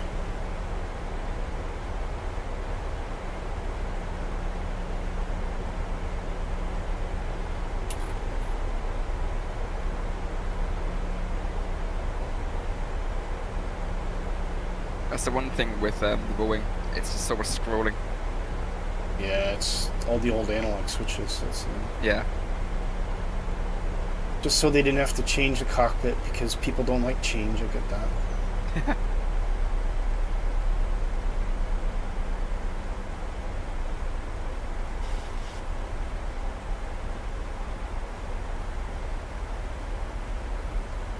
Oh, come on. Been all day here. If you hold it down, it goes faster. I did for a bit. It did. I was trying to get to the last bit, and then it's just... Yeah. It was mocking me.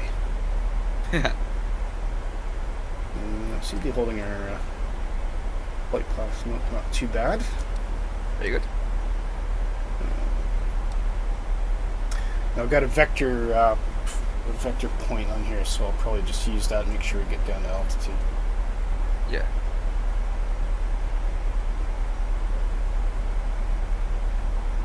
And just enjoy the scenery coming in. Look at that mountain ridge. That's cool.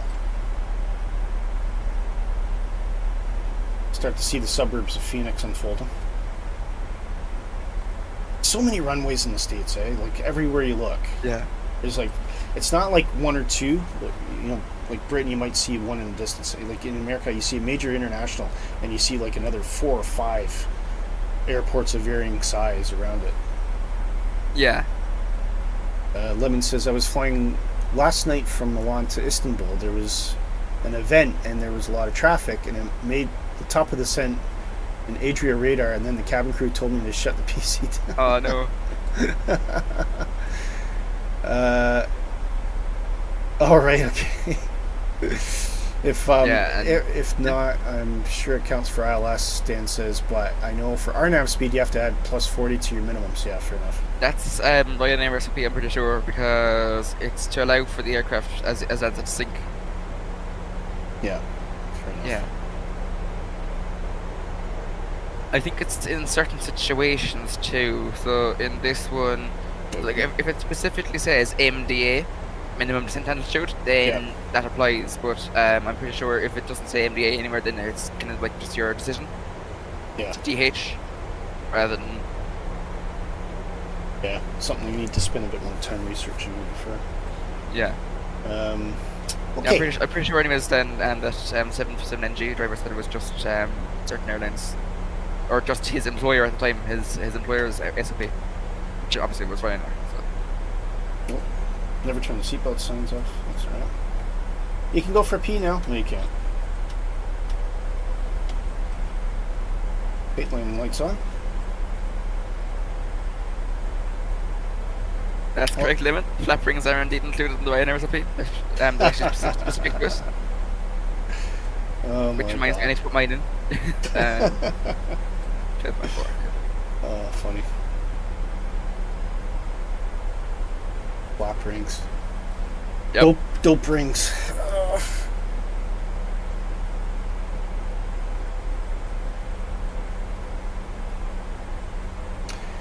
Done wall of lemon wolf. No, I'm about to minute. I'm done. Right, that's 18.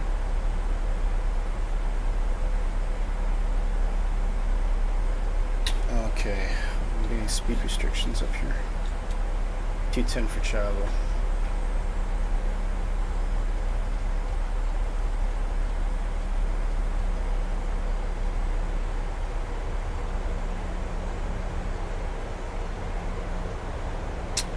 And 9,000. Yeah, should be good. That's fine. Maybe a little bit of support from the speed brakes, I think.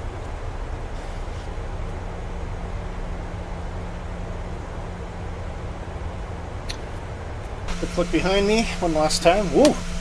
Kevin, we've done it again. That's, oh no, that's Nighthawk, sorry. Yeah, that's Nighthawk, yeah. I'm way behind. Okay. Ooh, I was disorienting. Going back to this. Where's Johnny at? I've lost him. Welcome to another flight on time. Yeah.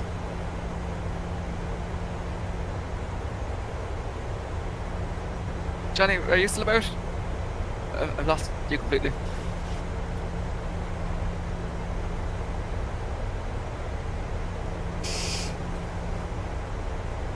Yeah, I think he's been blinking on and off. I'm not sure. And yeah. Also, guys, I know he took a different route though as well, so that could be what it is. Don't forget, feel free to add me on Microsoft Flight Simulator as a friend, because I think, Kevin, I think my theory is held up. That if you're connected with a friend through Flight Simulator, it's more likely you're going to see them on the multiplayer in the server.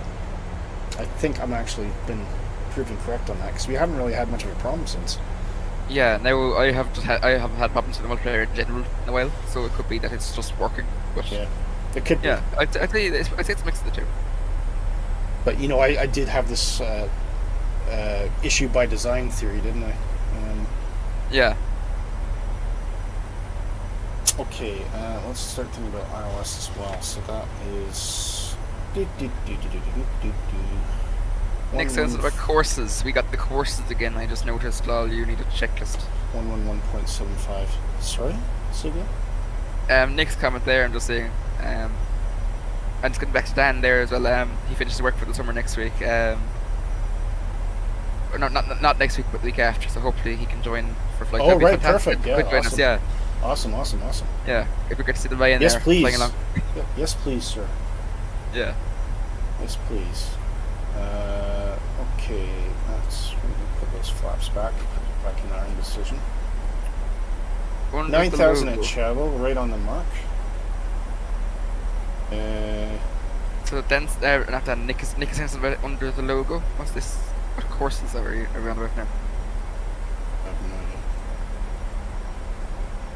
idea. Right, I keep going to set this and then I keep getting distracted. It's Flap Ring King will show you how. 11175.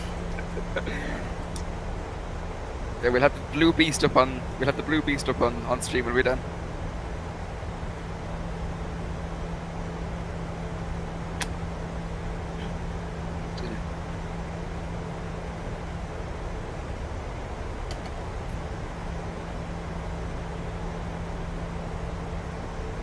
Okay, I think I'm just about in the vector now.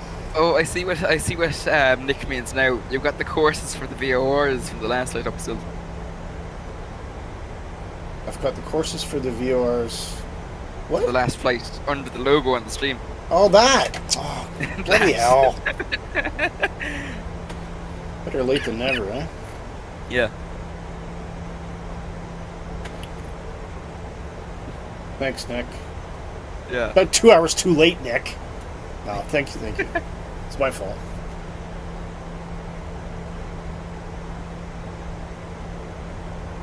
Just say egg hunt. You've got eggs on the screen. Yeah. Oh, you can. Oh no, on the contrary, you could tune in those beacons if you wanted to. It just, You get different ones. At least they're small. But yeah, that's. Yeah. Because I'm trying to get everything set up here, and he's like, VORs. I'm like, what are you talking about VORs? Go away. and then it made sense. Yeah. It was 258, wasn't it? Yeah. Okay. Okay, onto our vector speed here, or vector path.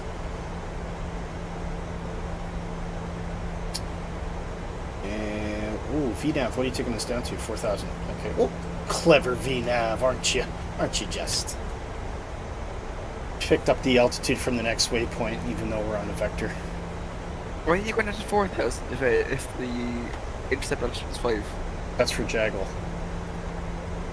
Oh yes, fair enough. Okay, no, not according to the plate says 4,000. Well, that's it. I didn't set that. That's been set by the star anyway, or the approach. Yeah. Yeah, I was looking at the wrong one. So the runway should be off. Yep, there it is. I think that would be Pheonix Airport there. Yeah. Yeah. Yeah, we fly past it and then turn it. Size of Pheonix, eh? Mm. Huge. It's massive. Good lord.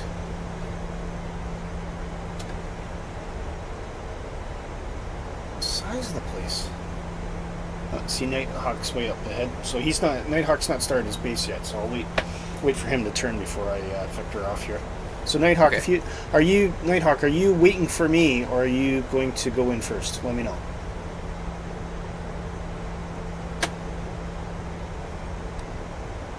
Because if you just want to stay on vector, I can go in now and then get you on drone camera.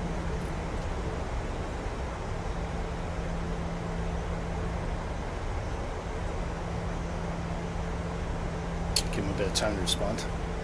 Yeah. He can go first and you return on the final, so he's going ahead. He's going to land? Yeah. Did he say that? He's going for, I'll go first, right, okay. Yeah. Okay, no problem, no worries. In theory, I could have turned now, so that's what I was asking. Yeah.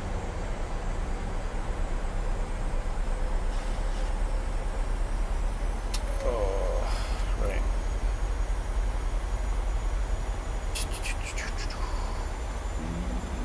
Oh.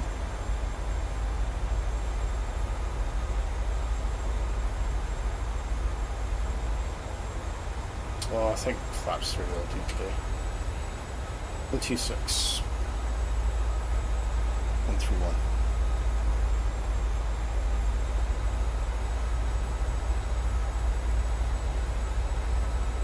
131, write that down.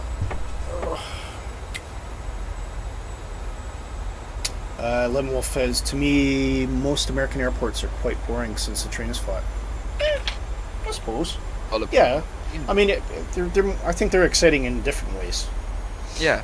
Like, I've had some stunning ones which are, like, kind of set in, like, say, for example, in a valley or, like, on the coast. Yeah. San Francisco is lovely to approach it to. Portland, we were supposed to go San Francisco, LAX, obviously, is quite distinctive looking. Yeah. You know, even, like, the likes in Newark, which is interesting because it's kind of, like, right on the edge of the river and all that kind of thing. JFK is interesting. LaGuardia is interesting. Yeah. Boston. Tampa can just go to hell. Miami's I don't know. Tampa's fine. Yeah. I don't know. I had to pick on one, so I thought, well, Tampa. Yeah, that's fair. I'll just pick on Tampa. Who likes Tampa? No one likes Tampa. Right. Nighthawk's in. Okay, I'm turning base. Lemon wanted to fly to LA last week, but he was afraid that his PC was going to melt. Fair enough. Yeah. The thing though with MSFS, like you don't have to have the settings all the way up to have a fantastic sim. Like, all yeah, all the way down almost, and it still looks. I agree. Look at this. I mean, I'm on a mid-range PC. Yeah. And nothing higher than a mid-range, and I love this. Yeah. I'm on quite low-end PC really, and like I'm having a fantastic time here. Oh yeah, I'm having a fantastic time with you, Kevin. A good company makes for good flying, I think, and thanks to obviously Johnny and Dan on flying with us today as well. Yeah. And Lebenwolf, who's been keeping us company in the chat. And Nick, we love you too. Do we? No, we do. What's a thing to say? Alright, give me that localizer. Where's that? Look. Oh no, we don't have look on that. Do we? Yeah, we do. Look. Now that I figured out how to do speed interventions, things are going to be much smoother. Because I'm like, oh, I was just looking at the cockpit. I'm like, oh, there's a button there called speed intervention. Okay. That might be handy. Like, really handy. Yeah. Oh, man. Honestly, I'm such a donkey at times. Really. Dan says the only place I won't fly is Australia. Everything out to kill you. And B, when the last two things on my flight deck were going funny and the gear dropped randomly? Okay. Right. That's interesting. Okay, we've got localizer capture. Nick says, wow. Bring that flaps down.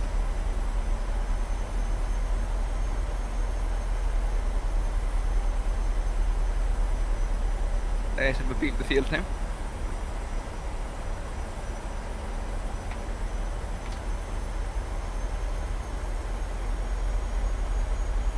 Okay, that's interesting. I've got a stuck throttle. Okay, there we go.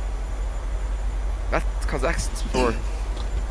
So, what happened there was my throttles got stuck. So my number 2 throttle got stuck at idle, and number 1 was going up to compensate. I noticed my engines at different thrust levels. But what happened before was there was I don't know what plane was it. I think it was Russian. An Aeroflot actually stalled and rolled over because of the thrust difference. Oh God. Yeah. FYI, I'm just about on final. Okay. I'll stick right. No, not at all. I know. I'm only joking. Just before you started another monologue. Yeah. Look at that. Pheonix is huge. Just huge.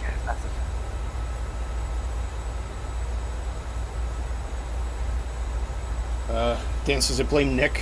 Actually, now that I come to think of it, that's when he kicked off the whole flap ranks thing. Yeah. Oh, for fuck's sake, Stan is...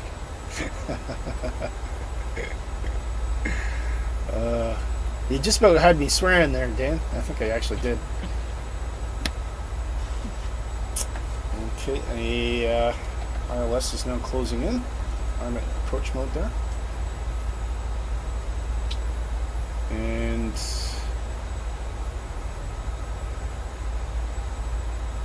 a DME for some reason. That's strange. Oh, it's up there at 10 miles. Oh. Up down to 160. If you can give me a shout when you're 5 miles out and I'll start coming in. Yeah, I will do. Just at 10 just now. Excellent. Laps 5.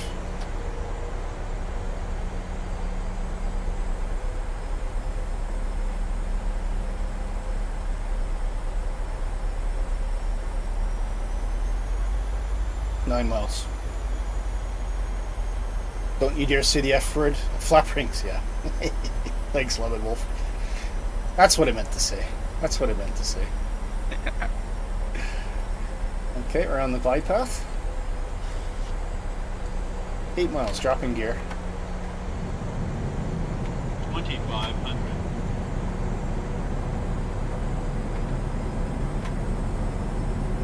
Flaps 15.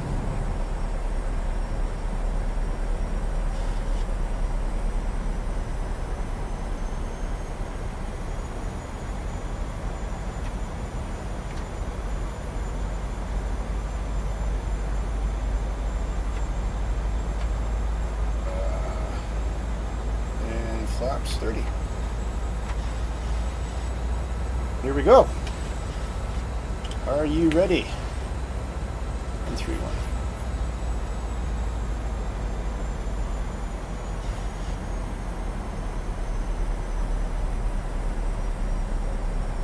Is that right or SOP then? Flaps between gear down at 4, because I do gear down at 7. According to Aer Lingus SOP. Dan, I'll put my bloody gear down when I feel like it. It varies from airline to airline and airport to airport. It does, yeah. In the States, actually, Dan's probably right. They really, Americans really wait till the last minute for their gear. Yeah, because they can get told to go around at any point. That and for saving fuel. Yeah, that too. And so they can fly faster. Yeah. What's your distance now, Willy? What's that? What's your distance? Sorry, I am 4 miles. Excellent, cheers, thank you. Turning in.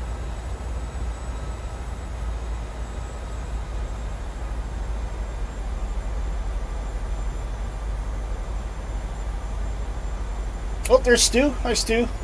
Missed you today. Oh, thanks.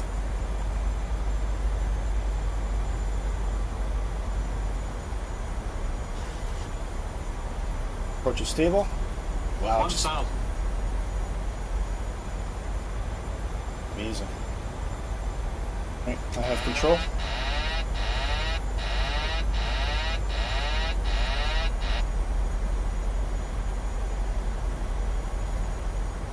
Oh, come on.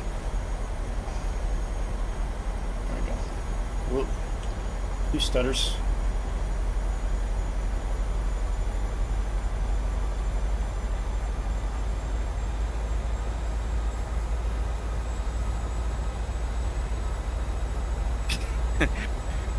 That and saying Mr. Aer Lingus sponsored by Conor McGregor and proper twist. Jesus.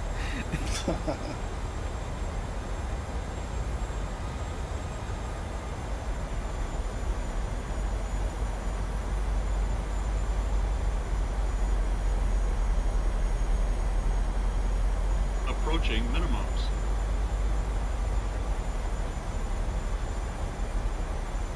Minimums. Continue.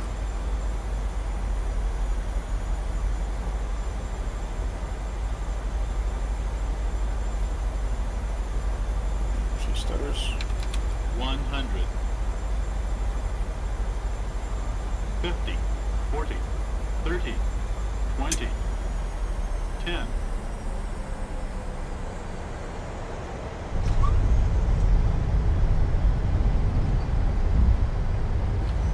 Reverse thrust. Good armed. Look with the capture. The thrusters didn't kick in there for some reason.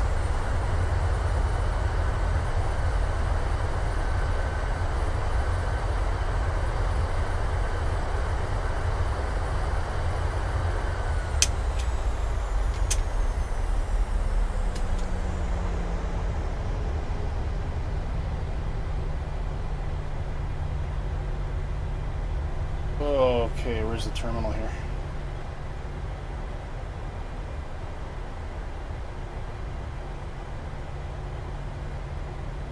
Oh, there's a monorail in here as well. That's cool. There it goes.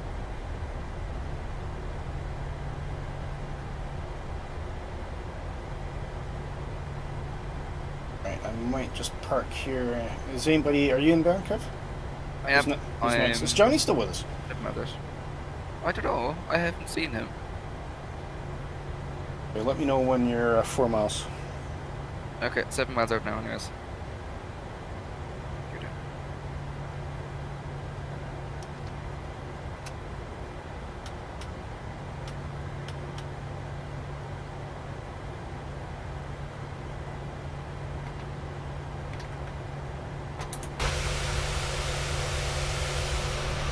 Oh yeah, it's really heavy on frames, this one. Is it? Seems to be. Right.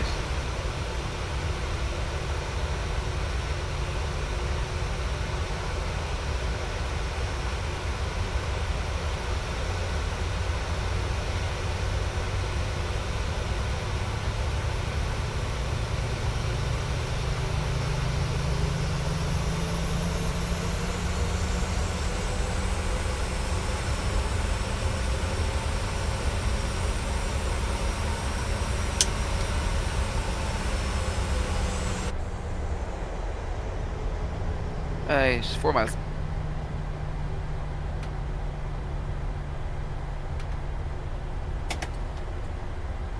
Okay, hang on. I'm gonna switch me in with frames now. I must have scenery first. Yeah.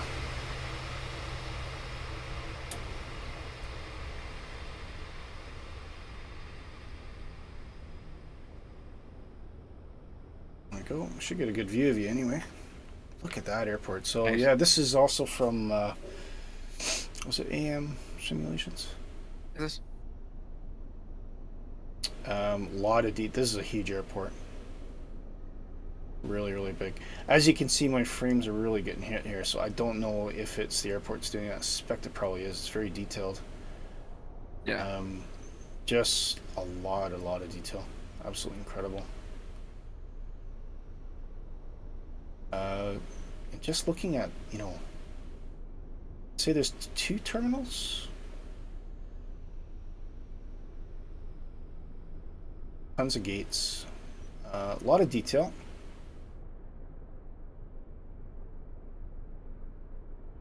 Leveling in here. Yeah.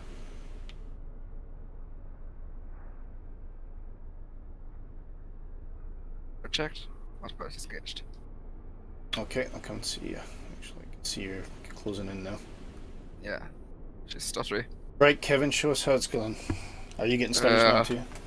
I am, yeah. So I'd say don't take my landing as textbook. Go on, Dad says, go on, Kev. Just think there's a nice hot chick at the end of the runway for you. Ah, Jesus.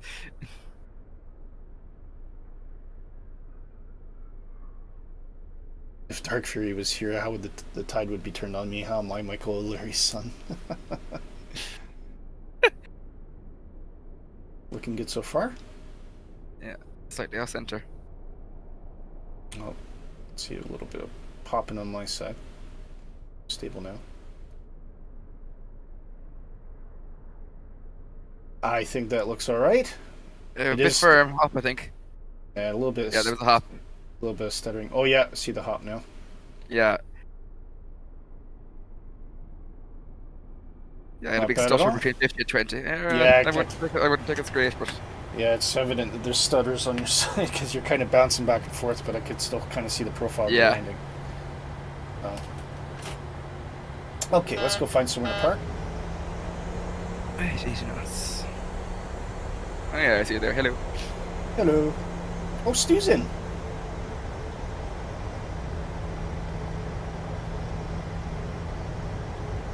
Lemon Wolf says, I'm going. See you guys. So, Lemon, all the best. Thanks for keeping us company this whole time. Great to see you, mate. All the best.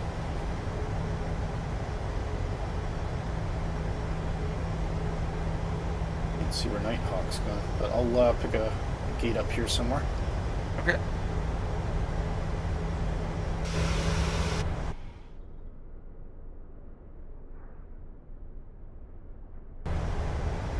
Oh, there's a F-104 there. See? Cool. Neat. I lost my tags now. Yeah, the old PC's really struggling with this airport. Yeah, mine's happier now it's on the ground, but it's not doing too great either. My brakes are very warm. What temperature is it? 22 degrees at me.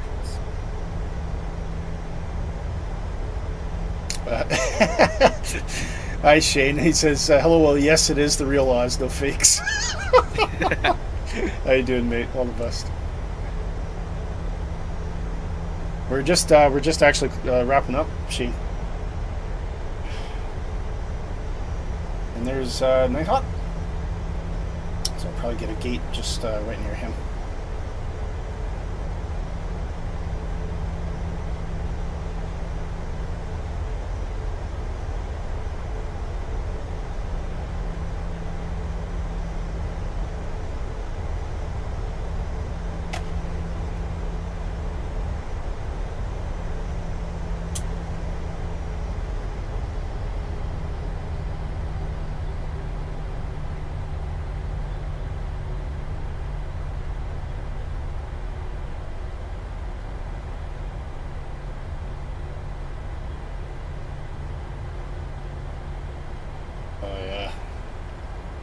Yeah, I think in this case, I think there's just far too much going on at this airport. This would be a great opportunity where if you could have like a scaled down version. Yeah, I actually don't even have scenery for this, and I was getting structures really, so it could, right. It could be the surroundings.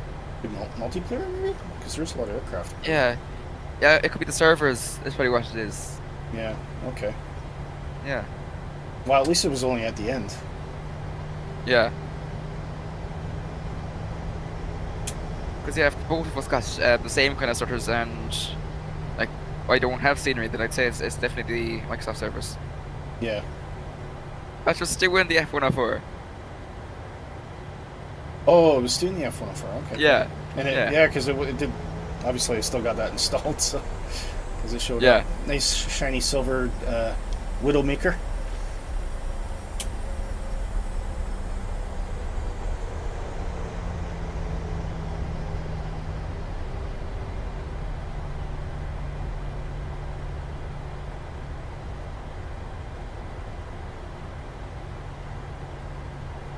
Yeah, Nighthawk's saying there's a lot of 3D photogrammetry on around Pheonix. I don't have that turned on though. So right. Maybe that's what's causing it. Then. No, because I don't have that turned on. So. Oh, okay. Nah, it yeah, must be multiplayer then. It must be multiplayer, yeah. Or at least it's the internal servers anyway. Oh, brakes on.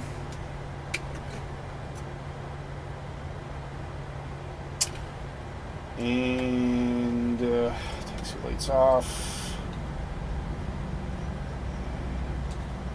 G-power, bring that in. Engine's off.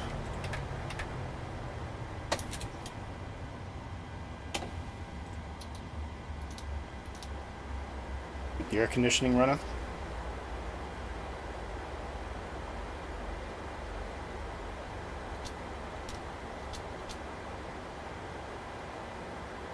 Oh, that popped up. And seatbelts off. There we go, and we'll get some ground services here.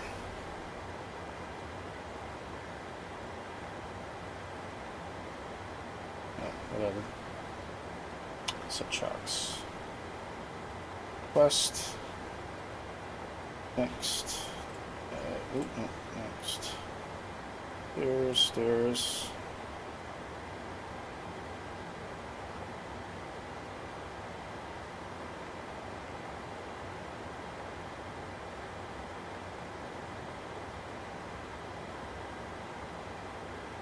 Loaders. There we go. Oh, see Kevin coming on. How are your frames now, Willy? Because mine have stabilized a bit. Yeah, they've improved a lot actually. So it must have been the servers. Could be. Yeah. Yeah. Yeah. It just suddenly freed up actually. Yeah. That's there strange. We go. Weird. Okay. Yeah, very strange. Right. Let's Cam catch up in the chat here. Remember the mnemonics for shutdown. 2 blue, 1 red, engine's dead. Okay. Yeah. Yeah, will do.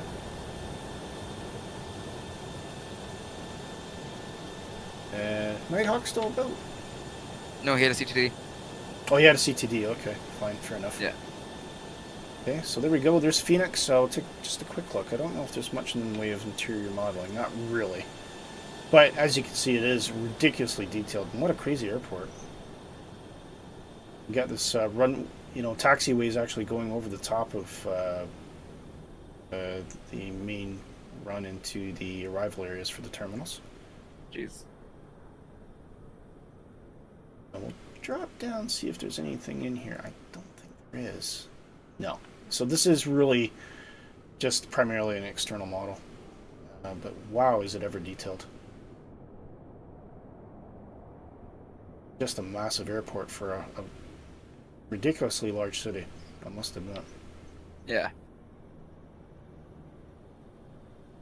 And certainly worth the detail to attention.